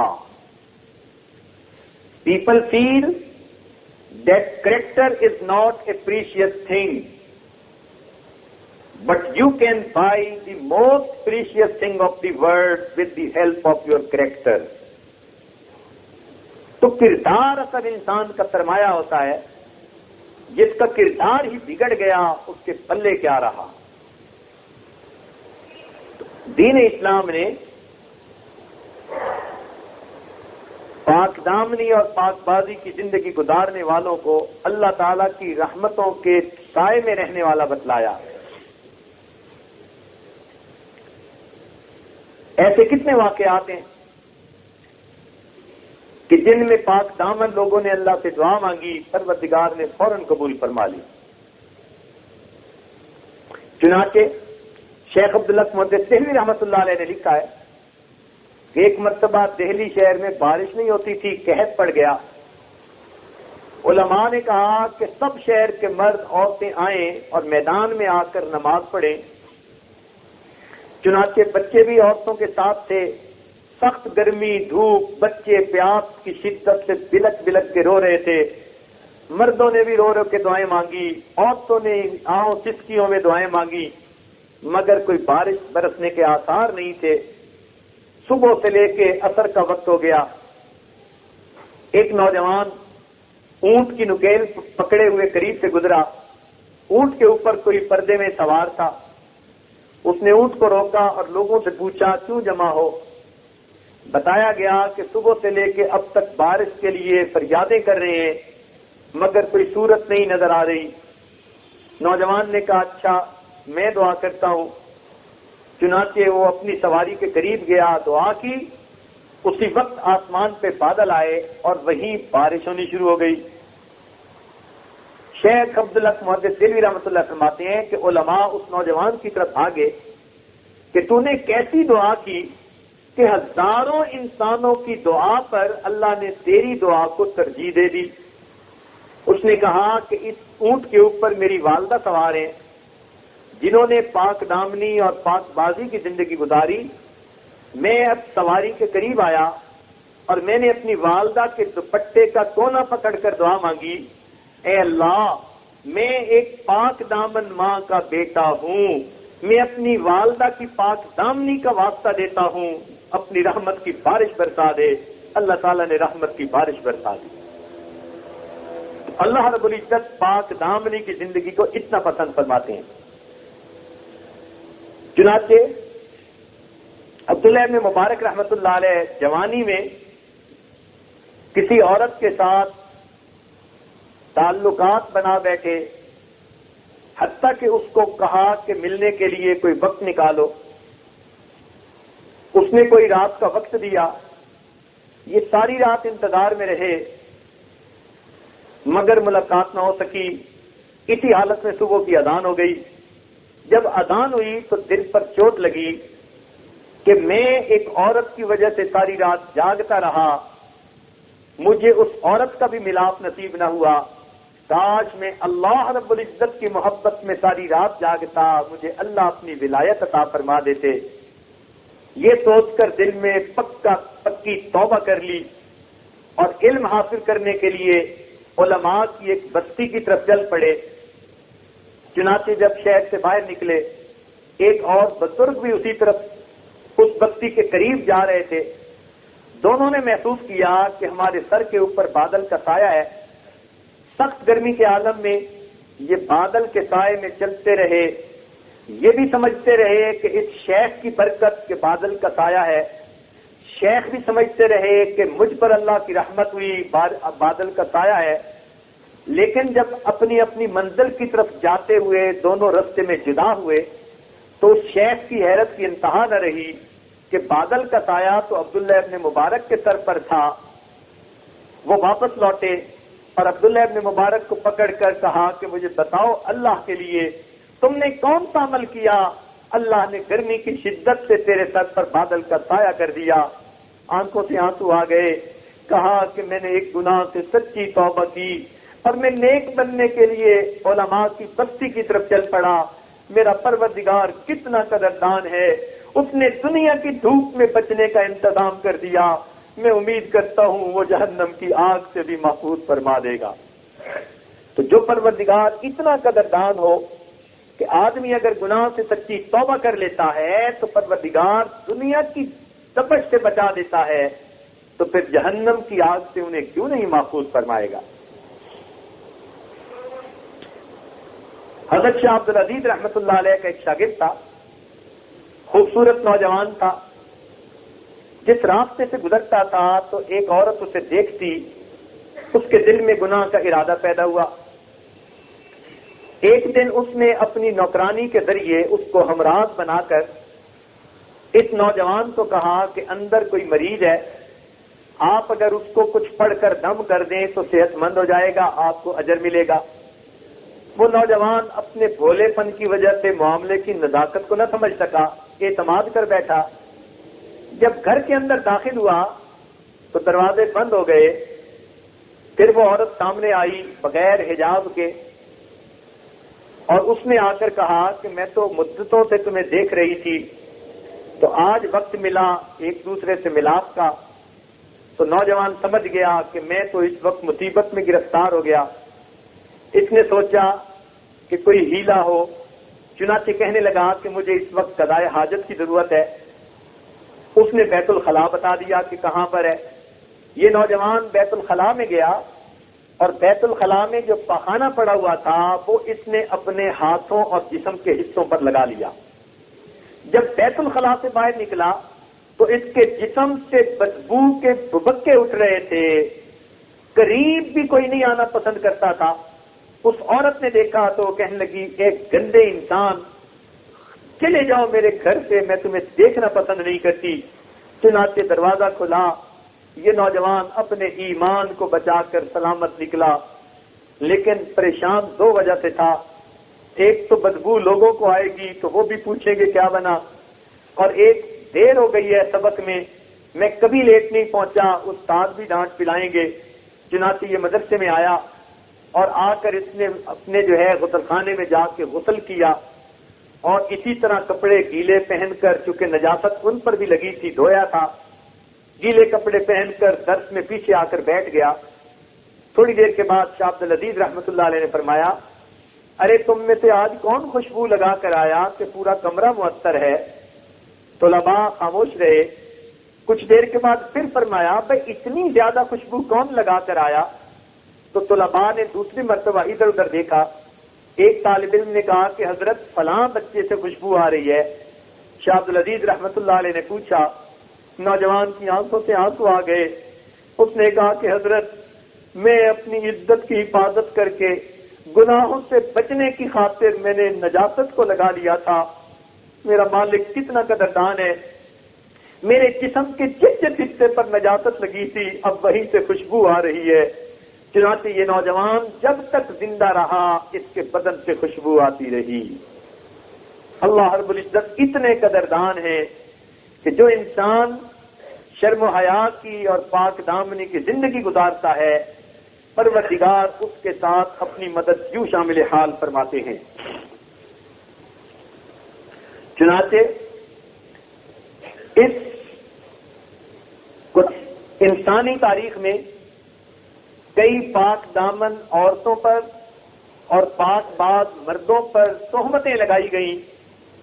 اللہ رب العزت نے ان کی گواہی کے لیے اپنے ضابطے بدل ڈالے۔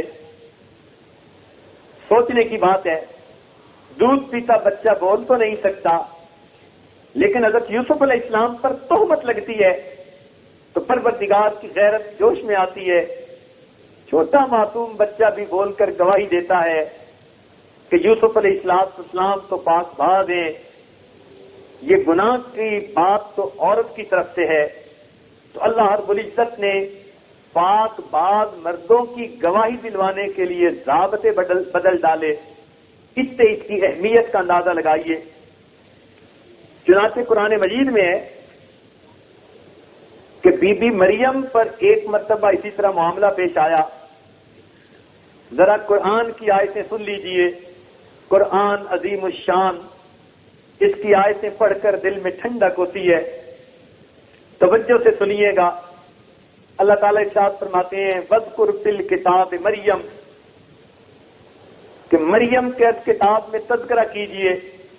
آئیے بی بی مریم کا کردار قرآن کے آئینے میں دیکھیے۔ جبرائیل اسلام انسانی فرشتے کی شکل میں اس کے سامنے آتے ہیں۔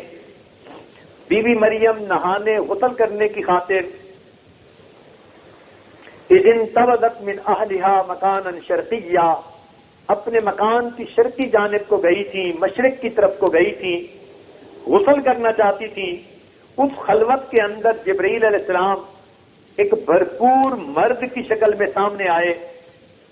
فَتَمَثَّلَ لَهَا بَشَرًا سَوِيًّا، قرآن بتا رہا ہے کہ جبرائیل علیہ السلام ایک بھرپور خوبصورت نوجوان کی شکل میں اس کے سامنے آئے۔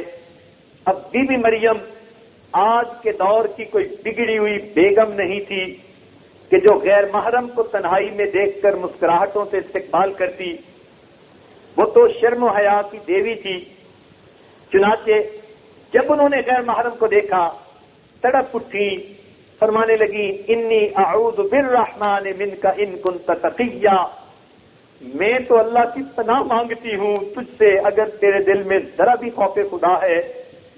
جبرائیل علیہ السلام سمجھ گئے کہ بی بی مریم تو ڈر گئیں، لہذا انہوں نے آنے کا مقصد بیان کیا۔ فرمانے لگے، انما انا رسول ربک، میں آپ کے رب کا بھیجا ہوا نمائندہ ہوں، لأہب لک غلاما زکیا، تاکہ آپ کو ستھرا بیٹا، نیک بیٹا دیا جائے۔ بی بی مریم کی پریشانی بڑھ گئی۔ یہ بات تو پہلی سے بھی زیادہ اور مصیبت والی تھی کہ میں کنواری ہوں، میرا بیٹا کیسے ہوگا؟ چنانچہ بی بی مریم نے آگے سے جواب دیا، انا یکون لی غلام، میرا بیٹا کیسے ہو سکتا ہے، ولم یمسسنی بشر، نہ تو کیا میں نے نکاح، ولم اکو بغیہ، اور نہ کیا میں نے زنا۔ بی بی مریم جانتی تھی کہ بیٹے ہونے کے اسباب ہوتے ہیں، یا نکاح کے ذریعے ہوتا ہے یا گناہ کے ذریعے ہوتا ہے۔ تو بی بی مریم نے کہا کہ نہ تو میں نے نکاح کیا، ولم یمسسنی بشر ولم اکو بغیہ، اور نہ میں نے کوئی گناہ کیا۔ جب ان کی اس بات کو فرشتے نے سنا، قال کذالک، اللہ کا فرشتہ بھی کذالک کی مہر لگاتا ہے، انڈورسمنٹ کر رہا ہے، بی بی مریم تم اتنی پاک دامن ہو، تم جو دعویٰ کر رہی ہو تم اپنے دعوے میں 100% سچی ہو۔ مریم کے کردار پر یہ قرآنی مہر قیامت تک سلامت رہے گی۔ اللہ ہمیں بھی ایسی بیٹیاں عطا فرمائے جو اتنی ماہیا زندگی گزارنے والی ہوں کہ فرشتے بھی ان کی پاک دامنی کی گواہیاں دیتے پھریں۔ سبحان اللہ۔ ایسی بی بی مریم کو جب یہ جواب دیا تو اس وقت فرشتے نے کہا، قال ربک هو علی ہین، اے بی بی مریم آپ کے پروردگار نے بیٹا دینا ہے، کسی زلفوں والی سرکار نے بیٹا نہیں دینا کہ آپ کو نظر و نیاز کی ضرورت پڑے، آپ کو تو پروردگار نے بیٹا دینا ہے۔ لہذا بی بی مریم کو آثار حمل محسوس ہونا شروع ہو گئے، انہوں نے اپنے آپ کو پریگننٹ فیل کرنا شروع کر دیا، بڑی پریشان ہوئی، طبیعت مغموم ہے، دل اداس ہے، میں کنواری ہوں، لوگوں میں میری عبادت کے چرچے ہیں، میں نے زندگی مسجد میں اپنے آپ کو عبادت کے لیے وقف کر کے گزاری، اعتکاف میں اپنی جوانی گزاری، اور اگر اب لوگوں کو پتہ چلے گا کہ کنواری حالت میں میرا بیٹا ہوا، بچہ ہوا، تو پھر میری عزت کا کیا بنے گا؟ ساری عمر کی کمائی ختم ہوتی نظر آئی۔ چنانچہ اس پریشانی میں بی بی مریم گھر سے نکلی اور گھر کے قریب تنہائی میں ایک جگہ پر ایک درخت کے نیچے اس طرح آ کر بیٹھی جس طرح کوئی ہارا ہوا جرنیل آ کر بیٹھتا ہے۔ فحملته فانتبذت به مکانا قصیا، چنانچہ اس وقت بڑی غمزدہ تھی، دل دل میں دعائیں کرنے لگی، یا لیتنی مت قبل ھذا وکنت نسیا منسیا، اے کاش میں اس سے پہلے مر گئی ہوتی اور میں کوئی بھولی پتری چیز ہوتی۔ پروردگار نے تسلی دی، میری مریم فناداها رب من تحتها اللہ تحزنی قد جعل ربک تحتک سریا، چنانچہ اللہ تعالیٰ نے ان کے نیچے ایک جگہ سے چشمہ پانی کا جاری کر دیا۔ فرمایا بی بی مریم غمزدہ نہ ہو، جب تجھے تکلیف محسوس ہو وضع حمل کی، اس کھجور کو ہلا دینا تو پھر رطبا جنیا، تازہ کھجوریں گریں گی، فکلی بشربی، یہ کھجوریں کھا لینا اور پانی پی لینا، اور اگر بیٹے کی ولادت ہو وقری عینا، تو بیٹے کے چہرے کو دیکھ کر اپنے لخت جگر کی زمین پر جمال نبوت کی کرنیں پھوٹتی دیکھ کر اس کو بوسے دینا، تمہیں تسلی مل جائے گی۔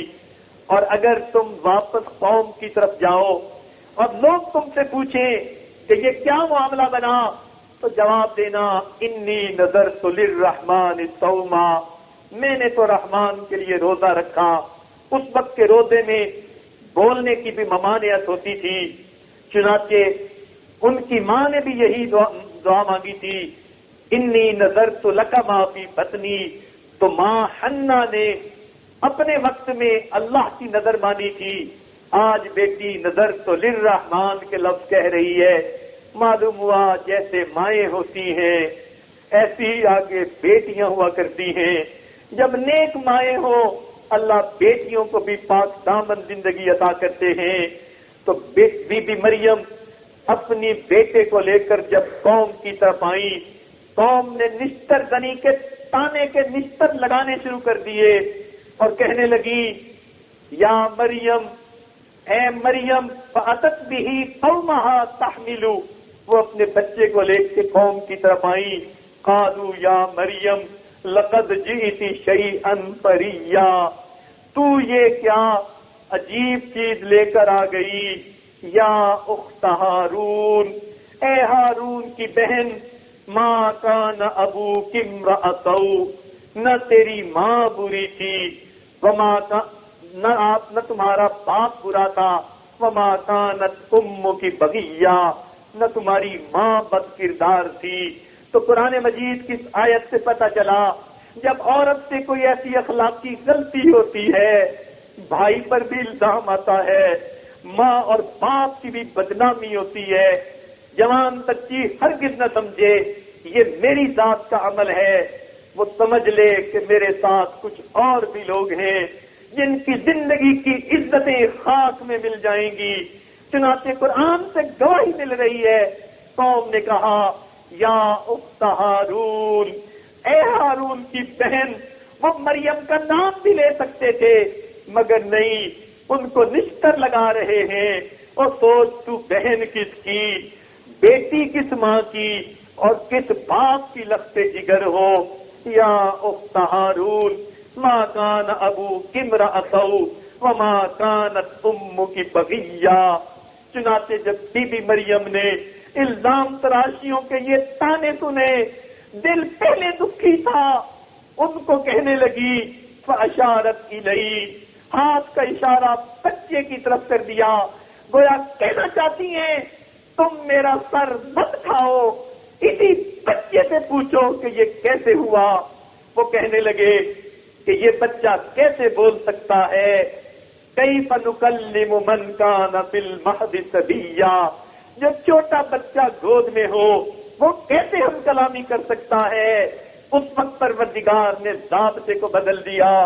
میرے پیارے عیسیٰ علیہ السلام بچے گود میں بولا نہیں کرتے، مگر تیری پاک دامن ماں پر الزام لگ رہا ہے، میں پروردگار ضابطے بدل رہا ہوں، آپ کو بولنا ہوگا اور اسی بچپن میں اپنی نبوت کا اعلان کرنا ہوگا۔ چنانچہ بچہ وکیل صفائی بنتا ہے اور کہتا ہے انی عبد اللہ آتانی الکتاب وجعلنی نبیا وجعلنی مبارکن اینما کنت واوصانی بالصلاۃ والزکاۃ ما دمت حیا ذالک عیسی ابن مریم۔ سبحان اللہ، اللہ کی شان دیکھیے کہ جب 5 لوگوں پر الزام لگتے ہیں پروردگار ان کی گواہیاں دلوانے کے لیے ضابطوں کو بدل کے رکھ دیتے ہیں۔ سبحان اللہ، اللہ رب العزت کو ایسی زندگی کتنی پسندیدہ ہے۔ آئیے ایک آخری واقعہ سن کر آپ اس آج کی بات کو کسی نتیجے تک پہنچائیں۔ نبی علیہ الصلوۃ والسلام کی ایک زوجہ محترمہ ام المؤمنین، عفیفہ کائنات، حبیبہ حبیب خدا، مخدومۃ المسلمین، ام المؤمنین سیدہ عائشہ صدیقہ رضی اللہ تعالی عنہا کی زندگی کا عجیب واقعہ ہے۔ حدیث پاک میں آتا ہے کہ آپ کی پہلی زوجہ نے حضرت خدیجہ نے 65 برس کی عمر میں ہجرت سے 3 سال پہلے وفات پائی۔ ان کے بعد محبوب مغموم رہتے تھے، چنانچہ مدینہ آئے۔ نبی علیہ الصلوۃ والسلام کو جبریل علیہ السلام نے سیدہ عائشہ صدیقہ عنہا کی تصویر دکھائی کہ اب اللہ نے اس کو آپ کی بیوی ہونے کے لیے پسند فرمایا۔ چنانچہ پوچھا کہ ایسی لڑکی کون ہے، پتہ چلا کہ سیدنا صدیق اکبر کی بیٹی عائشہ ہے۔ ان سے نکاح ہو گیا، ابھی تو وہ پورے طور پر بالغ بھی نہیں ہوئی تھی، چنانچہ کنوارے پن میں ان کا نکاح نبی علیہ السلام سے ہوا۔ سبحان اللہ، یہ سعادت سیدہ عائشہ کو مل رہی ہے، کنوارے پن میں محبوب کے نکاح میں آتی ہیں، گویا ان کے بلوغ کی پہلی نظر بھی محبوب کے چہرے پر پڑتی ہے۔ سبحان اللہ، یہ ان کی انفرادیت تھی۔ نبی علیہ السلام کو ان سے بہت زیادہ پیار تھا، چنانچہ آپ نے ان کا کنیت ام عبداللہ رکھی۔ جب وہ عبداللہ ابن زبیر اپنے بھانجے کو لے کر آپ کے پاس آئیں، نبی علیہ السلام نے ام عبداللہ کنیت رکھی اور پیار سے ان کو حمیرہ کے نام سے پکارتے تھے۔ چنانچہ مشہور تابعی عطا ابن ابی رباح رحمۃ اللہ علیہ فرماتے ہیں کہ سیدہ عائشہ صدیقہ رضی اللہ تعالیٰ عنہا اپنے علم میں اور حسن میں تمام ازواج پر سبقت رکھتی تھی، بلکہ امام زہری رحمت اللہ علیہ نے فرمایا ساری ازواج مطہرات کے علم کو جمع کیا جائے تو سید عائشہ صدیقہ کا علم اس سے بھی زیادہ بڑھ جائے۔ چنانچہ اس امت میں قرآن پاک کی حافظہ ہونے کا اعزاز، سب سے پہلی حافظہ ہونے کا اعزاز سید عائشہ صدیقہ رضی اللہ تعالی عنہا نے پایا، اور اس امت میں سب سے زیادہ احادیث کی روایت کرنے کا اعزاز یہ بھی صدیقہ کائنات کو ملا۔ 2210 حدیثیں روایت کی۔ چنانچہ ایک مرتبہ جبرائیل علیہ السلام آئے اور انہوں نے نبی علیہ السلام کی خدمت میں کہا اے اللہ کے نبی، اللہ رب العزت نے عائشہ صدیقہ کی طرف سلام بھیجے ہیں۔ سبحان اللہ، اللہ رب العزت کے ساتھ اتنی محبت تھی۔ ایک مرتبہ یہ اپنے درہم و دینار کو بیٹھی دھو رہی تھی، نبی علیہ السلام نے پوچھا عائشہ کیا دھو رہی ہو؟ اے اللہ کے نبی درہم و دینار کو دھو رہی ہوں۔ کس لیے؟ اے آقا آپ کی مبارک زبان سے یہ سنا، زبان فیض ترجمان سے یہ سنا کہ جب کوئی آدمی اپنا مال اللہ کے راستے میں کسی فقیر کو دیتا ہے تو وہ فقیر کے ہاتھوں میں پہنچنے سے پہلے اللہ رب العزت کے ہاتھوں میں پہنچ جاتا ہے۔ میں نے جب سے یہ سنا اپنے درہم دھو کر دیتی ہوں، میرے مالک کے ہاتھوں میں پاک اور صاف مال پہنچے۔ ان کو اللہ تعالیٰ سے کتنی محبت تھی اور پروردگار کو اتنی محبت کے دنیا میں سلام بھیجتے تھے۔ چنانچہ نبی علیہ السلام ان کو دیکھتے تھے تو ان کے لیے دعائیں دیا کرتے تھے۔ نبی علیہ السلام نے دعا دی عائشہ اللہ تیرے چہرے کو سدا تر و تازہ رکھے۔ سبحان اللہ، ایسی دعا اللہ رب العزت کے محبوب نے اپنی بیوی کو عطا کی۔ چنانچہ نبی علیہ السلام کو اتنا پیار تھا، ایک مرتبہ فرمایا عائشہ تو مجھے مکھن اور چھوارے سے بھی زیادہ پسندیدہ ہے۔ بڑی ذہین اور فتین تھی، فوراً بولی اے اللہ کے محبوب آپ تو مجھے شہد اور مکھن سے بھی زیادہ لذیذ ہیں۔ نبی علیہ السلام مسکرائے، فرمایا عائشہ تمہارا جواب میرے جواب سے بہتر ہے۔ اللہ رب العزت نے اتنی ذہانت دی تھی۔ چنانچہ ایک مرتبہ سیدہ عائشہ صدیقہ لانا اور فاطمہ الزہرا لانا اکٹھی بیٹھی تھی، دونوں میں مراتب میں تو ماں اور بیٹی کا تعلق تھا مگر عمروں میں فرق نہیں تھا، سہیلیوں کی مانند بھی تھی۔ چنانچہ ایک دوسرے سے دل لگی کر رہی تھی۔ سیدہ فاطمہ نے فرمایا کہ اماں عائشہ میرے دل میں ایک بات آ رہی ہے۔ پوچھا کیا؟ کہنے لگی کہ آپ ابو بکر صدیق کی بیٹی ہیں اور میں تو محمد مصطفیٰ صلی اللہ علیہ وسلم کی بیٹی ہوں۔ آپ نے یہ بات سنی، تھوڑی دیر خاموش ہو گئی اور اس کے بعد فرمانے لگی عائشہ آپ فاطمہ تو نے سچ کہا کہ آپ کے والد محمد مصطفیٰ ہیں۔ فاطمہ ہمیں ایمان ملا ان کے صدقے، اسلام ملا ان کے صدقے، قرآن ملا ان کے صدقے، وہ جہانوں کے لیے رحمت ہیں، وہ اللہ کے محبوب ہیں۔ غرض سید عائشہ صدیقہ نے نبی علیہ السلام کی بڑی پیاری تعریف کی، بہت دیر تک تعریفی باتیں کرتی رہی۔ آخر پر فرمایا فاطمہ ایک بات میرے دل میں بھی آ رہی ہے۔ انہوں نے پوچھا وہ کیا؟ کہنے لگی فاطمہ اگر آپ کے خامد علی المرتضیٰ ہیں تو میرے بھی تو خامد محمد مصطفیٰ ہیں۔ یہ جواب سن کر فاطمہ الزہرا خاموش ہو گئی۔ سیدہ عائشہ صدیقہ نے تھوڑی دیر بعد پھر کہا کہ فاطمہ میرے دل میں ایک اور بات آ رہی ہے۔ پوچھا وہ کون سی؟ کہا کہ فاطمہ قیامت کے دن آپ اٹھیں گی، آپ کا ہاتھ علی المرتضیٰ کے ہاتھ میں ہوگا اور میں قیامت کے دن اٹھوں گی، میرا ہاتھ محمد مصطفیٰ صلی اللہ علیہ وسلم کے ہاتھ میں ہوگا۔ فاطمہ الزہرا پھر خاموش ہو گئی۔ تھوڑی دیر کے بعد پھر کہنے لگی فاطمہ میرے دل میں ایک اور بات آ رہی ہے، وہ یہ کہ آپ خاتون جنت ہے، قیامت جنت میں آپ جس تخت پر بیٹھی ہوں گی اس تخت پر علی المرتضیٰ بیٹھیں گے، مگر فاطمہ جنت میں جس تخت پر میں بیٹھوں گی میرے تخت پر تو محمد مصطفیٰ بیٹھیں گے۔ سبحان اللہ، اللہ نے ان کو اتنی ذہانت دی، فقیہہ تھی، حتیٰ کہ صحابہ بھی بڑے بڑے گنجلک مسائل ان سے حل کرواتے تھے۔ فرمایا کرتی تھی اللہ رب العزت نے مجھے چند خصوصیات میں امتیازی شان عطا فرمائی۔ سب سے پہلی بات کہ نبی علیہ السلام کی کنواری بیوی ہونے کا شرف مجھے ملا، باقی جتنی بیویاں وہ سب کے پہلے نکاح ہو چکے تھے یا بیوائیں تھیں، لہذا کنواری بیوی ہونے کا اعزاز مجھے حاصل ہے۔ دوسرا فرماتی تھی بدر کے میدان میں اللہ کے محبوب نے میرے دوپٹے کو اسلام کا جھنڈا بنا کر اپنے ہاتھوں سے لہرایا، میرا دوپٹہ اسلام کا جھنڈا بن کر لہرتا رہا، یہ اعزاز بھی مجھے ملا۔ فرماتی ہیں کہ جبریل علیہ السلام کو اصلی حالت میں نے بھی دیکھا، یہ اعزاز بھی مجھے نصیب ہوا۔ فرماتی تھی اللہ تعالیٰ کے سلام بھی میری طرف آئے، یہ اعزاز بھی باقی بیویوں کی بجائے مجھے ملا۔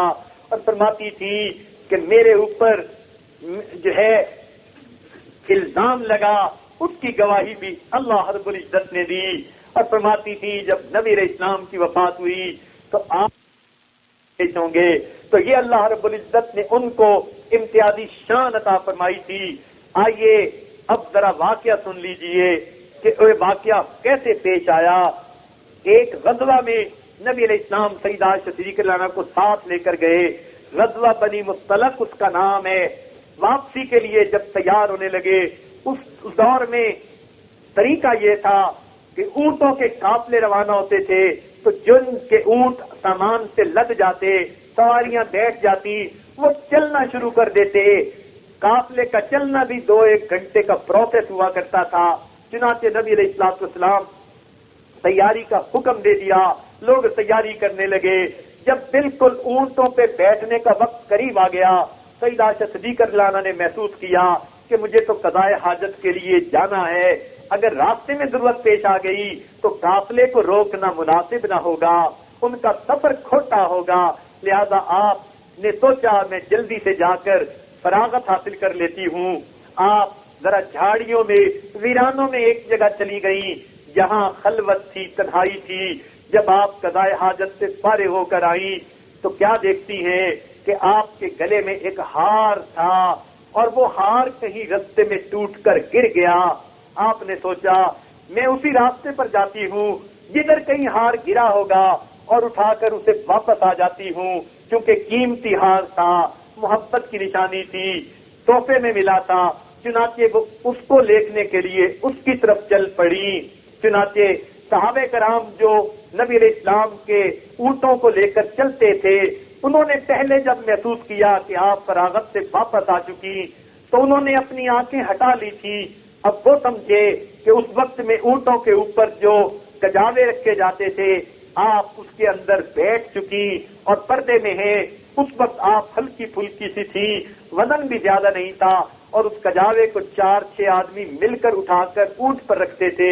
چنانچہ انہوں نے اس کو اٹھا کر اونٹ پر رکھ دیا، یہ سمجھتے ہوئے کہ آپ اندر بیٹھ چکی، اور اونٹ کو اٹھا کر چل پڑے۔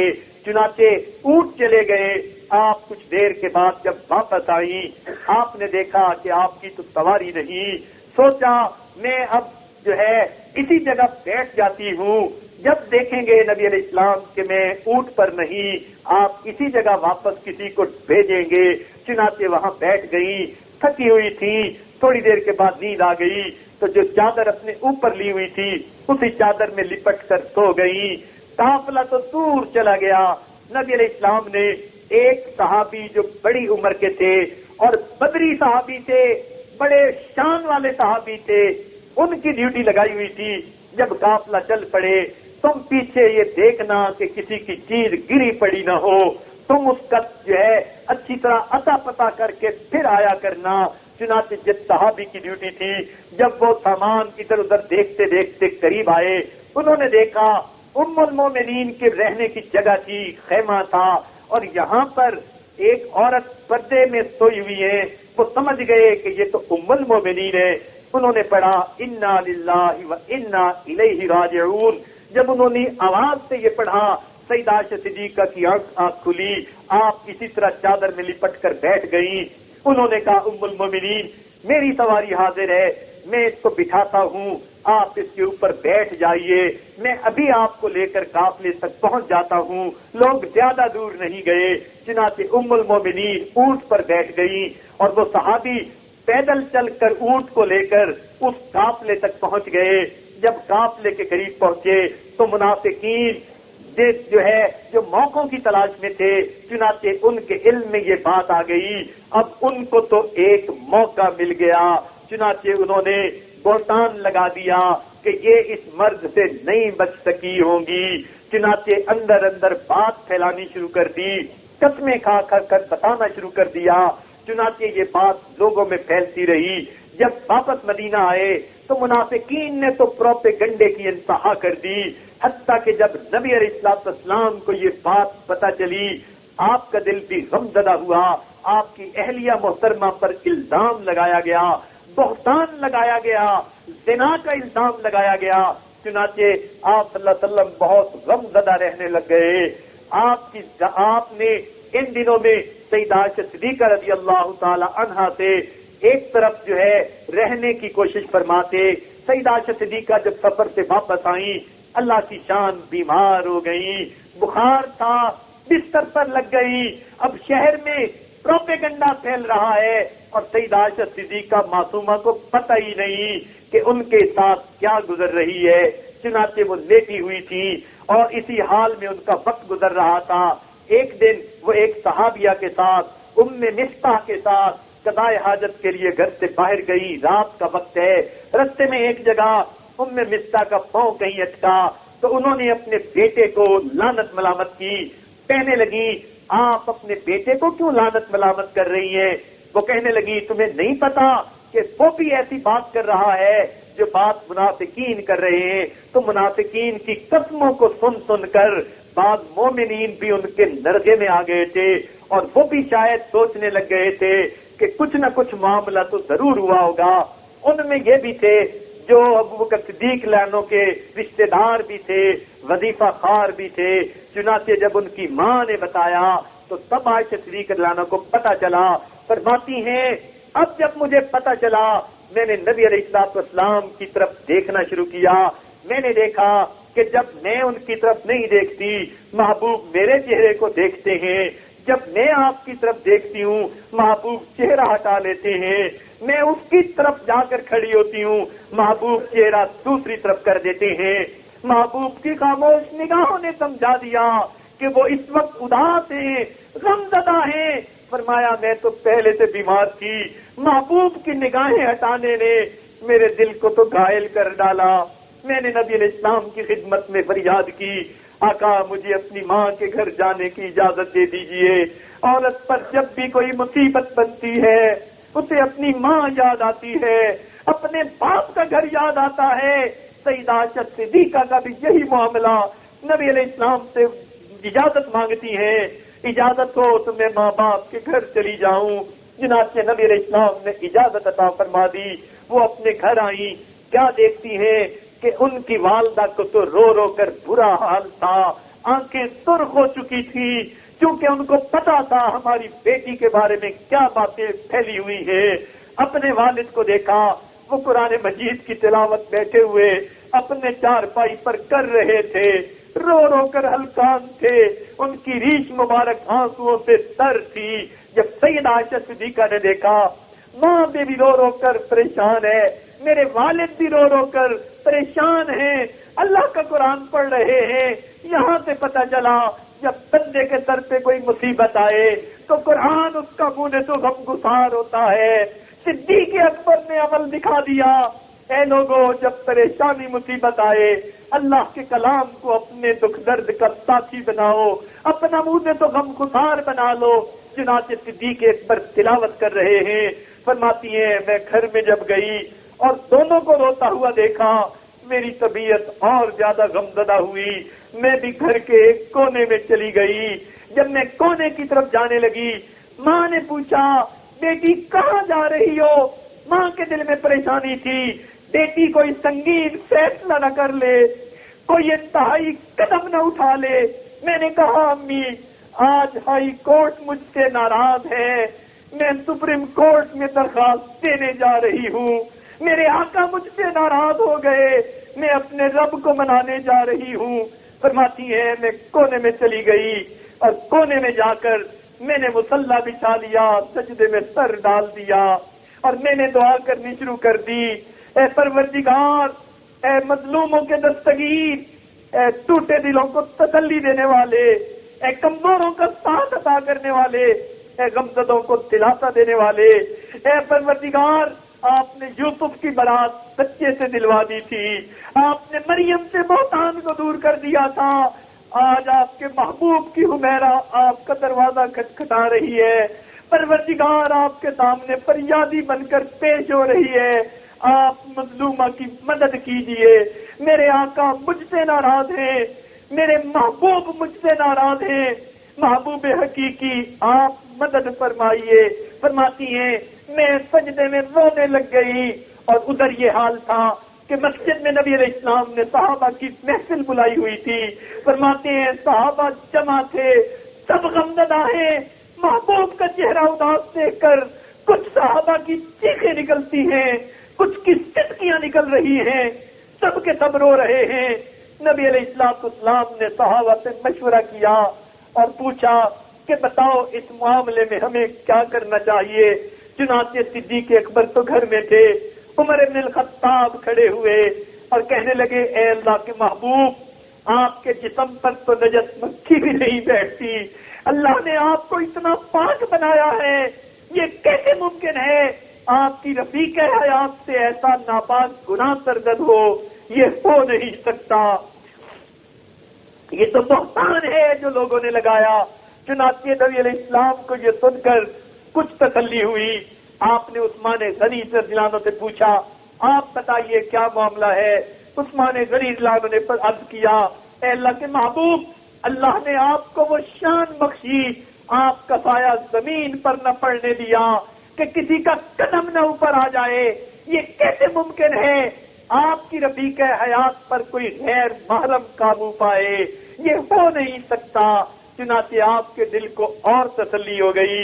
حضرت علی اللہ عنہ سے پوچھا، انہوں نے پر عرض کیا اے اللہ کے نبی، ایک مرتبہ آپ کے نالین مبارک میں نجاست لگی ہوئی تھی، آپ نجس جوتے کو پہننا چاہتے تھے، اللہ تعالیٰ نے جبرائیل علیہ السلام کو بھیج کر بتا دیا تھا اور نجس جوتا بھی آپ کو نہیں پہننے دیا تھا، یہ کیسے ہو سکتی ہے کہ آپ کی رفیق حیات نجس کام کرنے والی ہو۔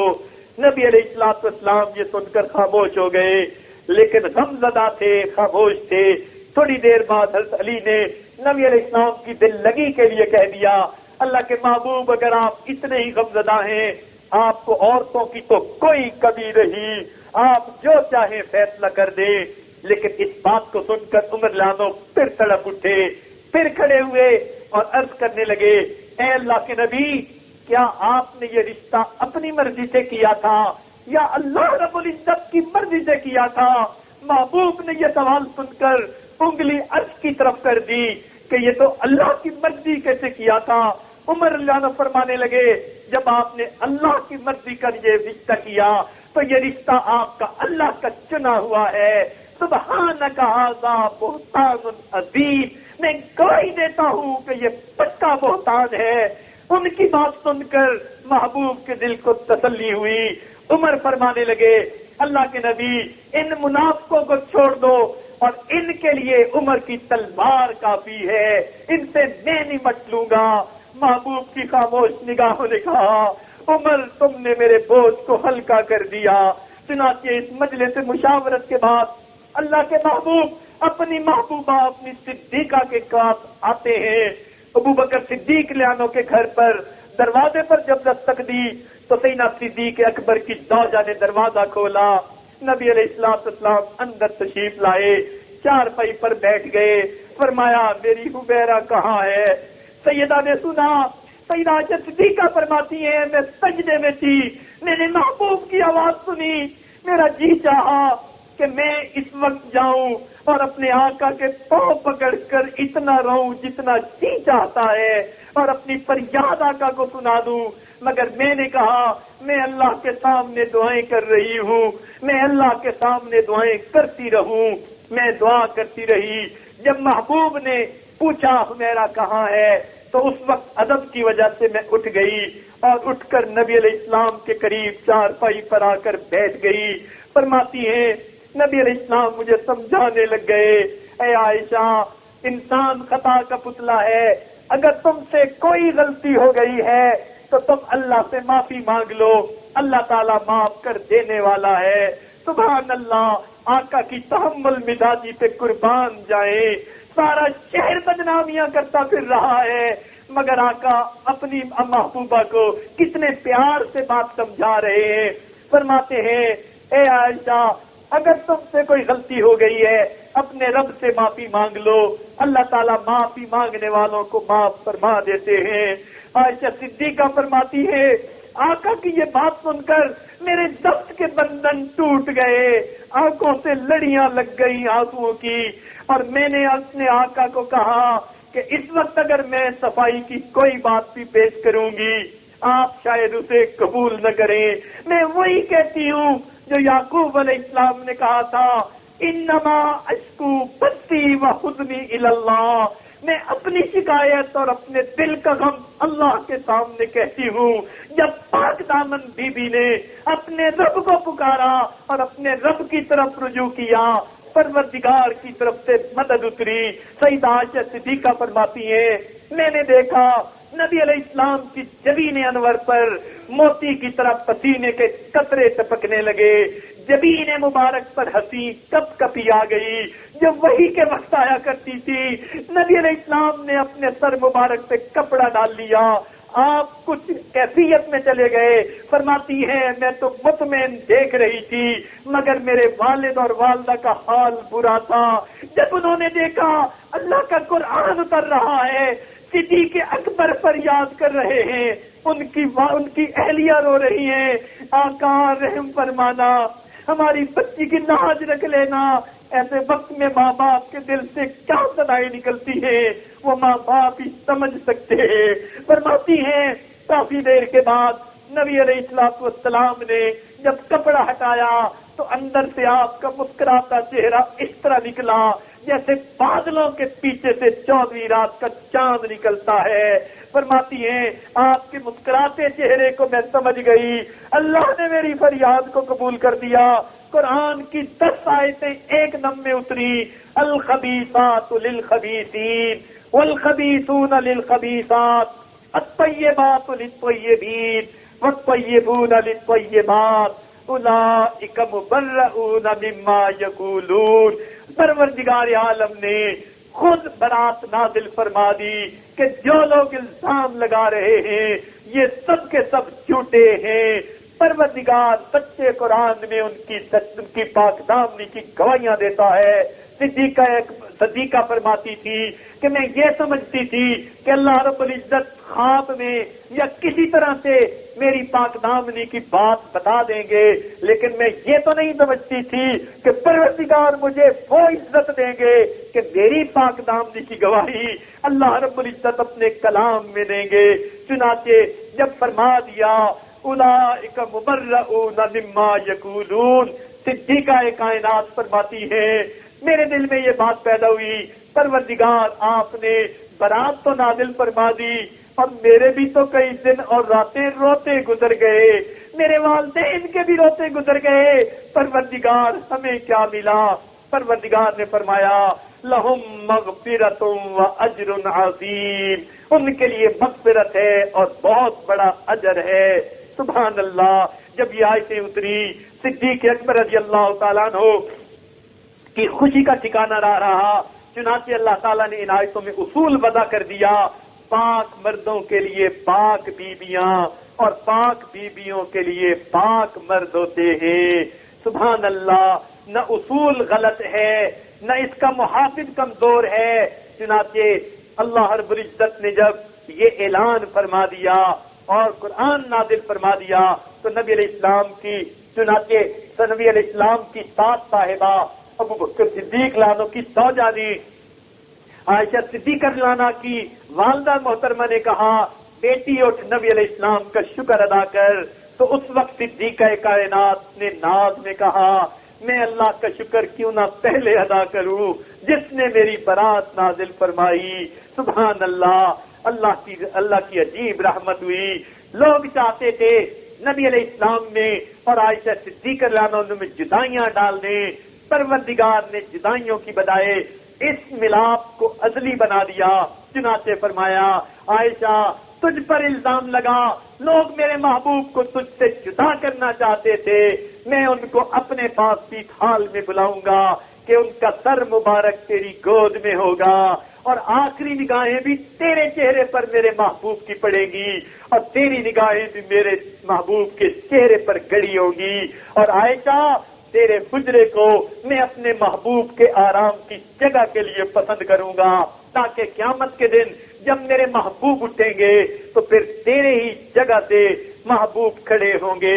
کسی نے کیا سیدہ عائشہ صدیقہ کے بارے میں فرمایا کہ تیری پاکیزگی پر نطق فطرت نے شہادت دی، تجھے عظمت عطا کی، عافیت بخشی، فضیلت دی، خدائے لم یزل کا بارہا تجھ کو سلام آیا، مبارک ہیں وہ لفظ جن پر ازل سے تیرا نام آیا، رسول اللہ نے رکھا ہے صدیقہ لقب تیرا، فقط فرشی نہیں عرشی بھی کرتے ہیں ادب تیرا، شرف تیرے دوپٹے نے یہ جنگ بدر میں پایا، اسے پرچم بنا کر رحمت عالم نے لہرایا، تیرا حجرہ امین خاص ہے ذات رسالت کا، فرش پر ہو کے بھی ٹکڑا ہے یہ باغ جنت کا، اسی میں رحمت للعالمین رہتے ہیں، تیرا حجرہ ہے جس کو گنبد خضرا بھی کہتے ہیں، شفاعت کی تیرے رحمت قدے سے ابتدا ہوگی، اسی پر امتوں کی مغفرت کی انتہا ہوگی۔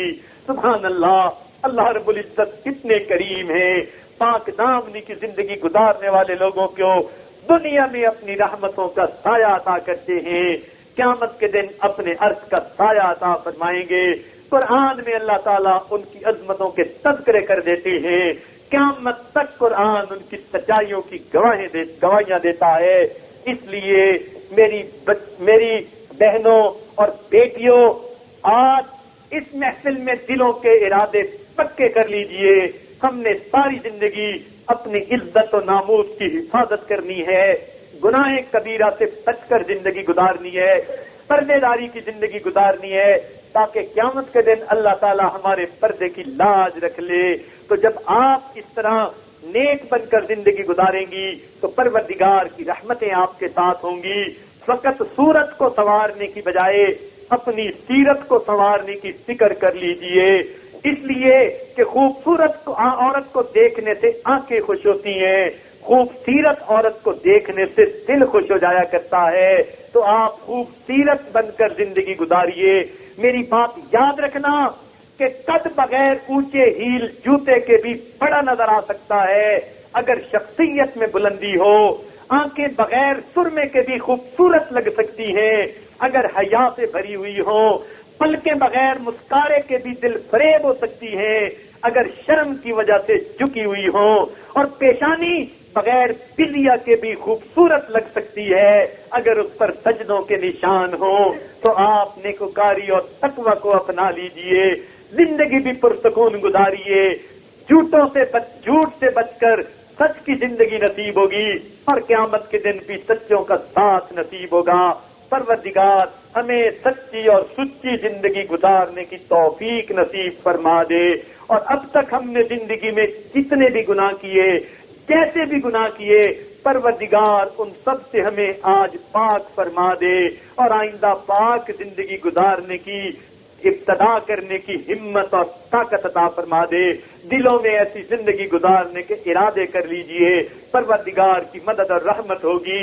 رمضان مبارک کی یہ مبارک گھڑیاں آپ کے لیے بخشش کا سبب بن جائیں گی۔ پروردگار اٹھنے سے پہلے ہم عاجز مسکینوں کے گناہوں کو معاف فرما دے۔ وآخر دعوانا ان الحمد للہ رب العالمین۔ جو مستورات بیعت کرنا چاہتی ہیں تو بطائب ہونا چاہتی ہیں،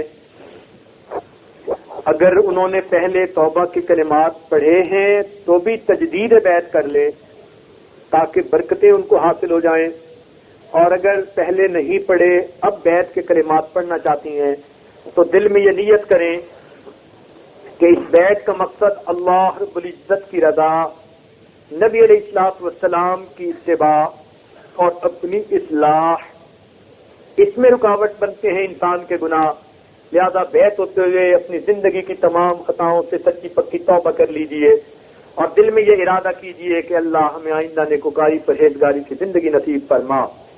یہ عاجز خطبہ پڑھے گا، توجہ کے ساتھ سنیے۔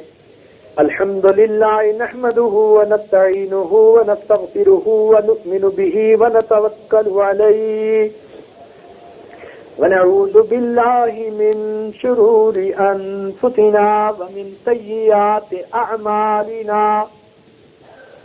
من يهده الله فلا مضل له ومن يضلله فلا هادي له ونشهد أن لا إله إلا الله وحده لا شريك له ونشهد أن سيدنا ومولانا محمدا عبده ورسوله أما بعد أعوذ بالله من الشيطان الرجيم بسم الله الرحمن الرحيم إن الذين يبايعونك إنما يبايعون الله يد الله فوق أيديهم سبحان ربك رب العزة عما يصفون وسلام على المرسلين والحمد لله رب العالمين اللهم صل على سيدنا ومولانا محمد وعلى آل سيدنا ومولانا محمد وبارك وسلم۔ یہ کلمات آہستہ آہستہ پیچھے پیچھے پڑھتے جائیے۔ بسم اللہ الرحمن الرحیم لا الہ الا اللہ محمد الرسول اللہ آمنت باللہ وملائکتہ وکتبہ ورسلہ والیوم الآخر والقدر خیرہ وشرہ من اللہ تعالی والبعث بعد الموت آمنت باللہ کما ہوا باسمائہ وصفاتہ وقبلت جمیع احکامہ اقرار باللسان وتصدیق بالقلب اشہد ان لا الہ الا اللہ واشہد ان محمدا عبدہ ورسولہ استغفر اللہ ربی من كل ذنب وأتوب إليه استغفر الله ربي من كل ذنب وأتوب إليه استغفر الله ربي من كل ذنب وأتوب إليه وصلى الله تعالى على خير خلقه سيدنا محمد وعلى آله وأصحابه اجمعین برحمتک یا ارحم الراحمین۔ ان کلمات کو پڑھ کر اب آپ بیعت ہو چکی ہیں، آئندہ نئی زندگی گزارنے کا دل میں ارادہ کر چکی ہیں۔ اللہ رب العزت ہماری مدد فرمائے اور ہمارے لیے آسان فرمائے۔ چند اوراد و وظائف ہیں جن کی تفصیل پہلے بھی بتائی، انشاءاللہ کل کی محفل کے اختتام میں اس کی تفصیل ایک مرتبہ پھر بتا دیں گے، کیونکہ کل عورتوں کی اس مرتبہ کی اس رمضان کی آخری محفل ہوگی اور بیان اتنا لمبا نہیں ہوگا، مگر دعا آخری ہوگی تو دعا بڑی ہوگی اور یہ ہدایات بھی دے دیں گے کہ کیسے معمولات کے وقت گزاریں۔ آج کافی وقت بھی ہو چکا، تو اتنا سن لیجئے کہ ہر وقت آپ نے دل میں اللہ کا دھیان رکھنا ہے، اس کو وقوف قلبی کہتے ہیں، اور صبح و شام مراقبہ کرنا ہے، 10 منٹ 15 منٹ اللہ کی یاد میں بیٹھنا اور یہ محسوس کرنا کہ دل اللہ اللہ کہہ رہا ہے اور میں اسے سن رہی ہوں۔ 100 مرتبہ درود شریف صبح اور شام پڑھنا، اللہم صلی علی سیدنا محمد وعلی آل سیدنا محمد وبارک وسلم۔ استغفار 100 مرتبہ صبح شام پڑھنا، استغفر اللہ ربی من کل ذنب واتوب الیہ۔ قرآن پاک کی تلاوت روزانہ کرنا، ایک پارہ پڑھے تو بہت اچھا، ورنہ آدھا پارہ سے ہی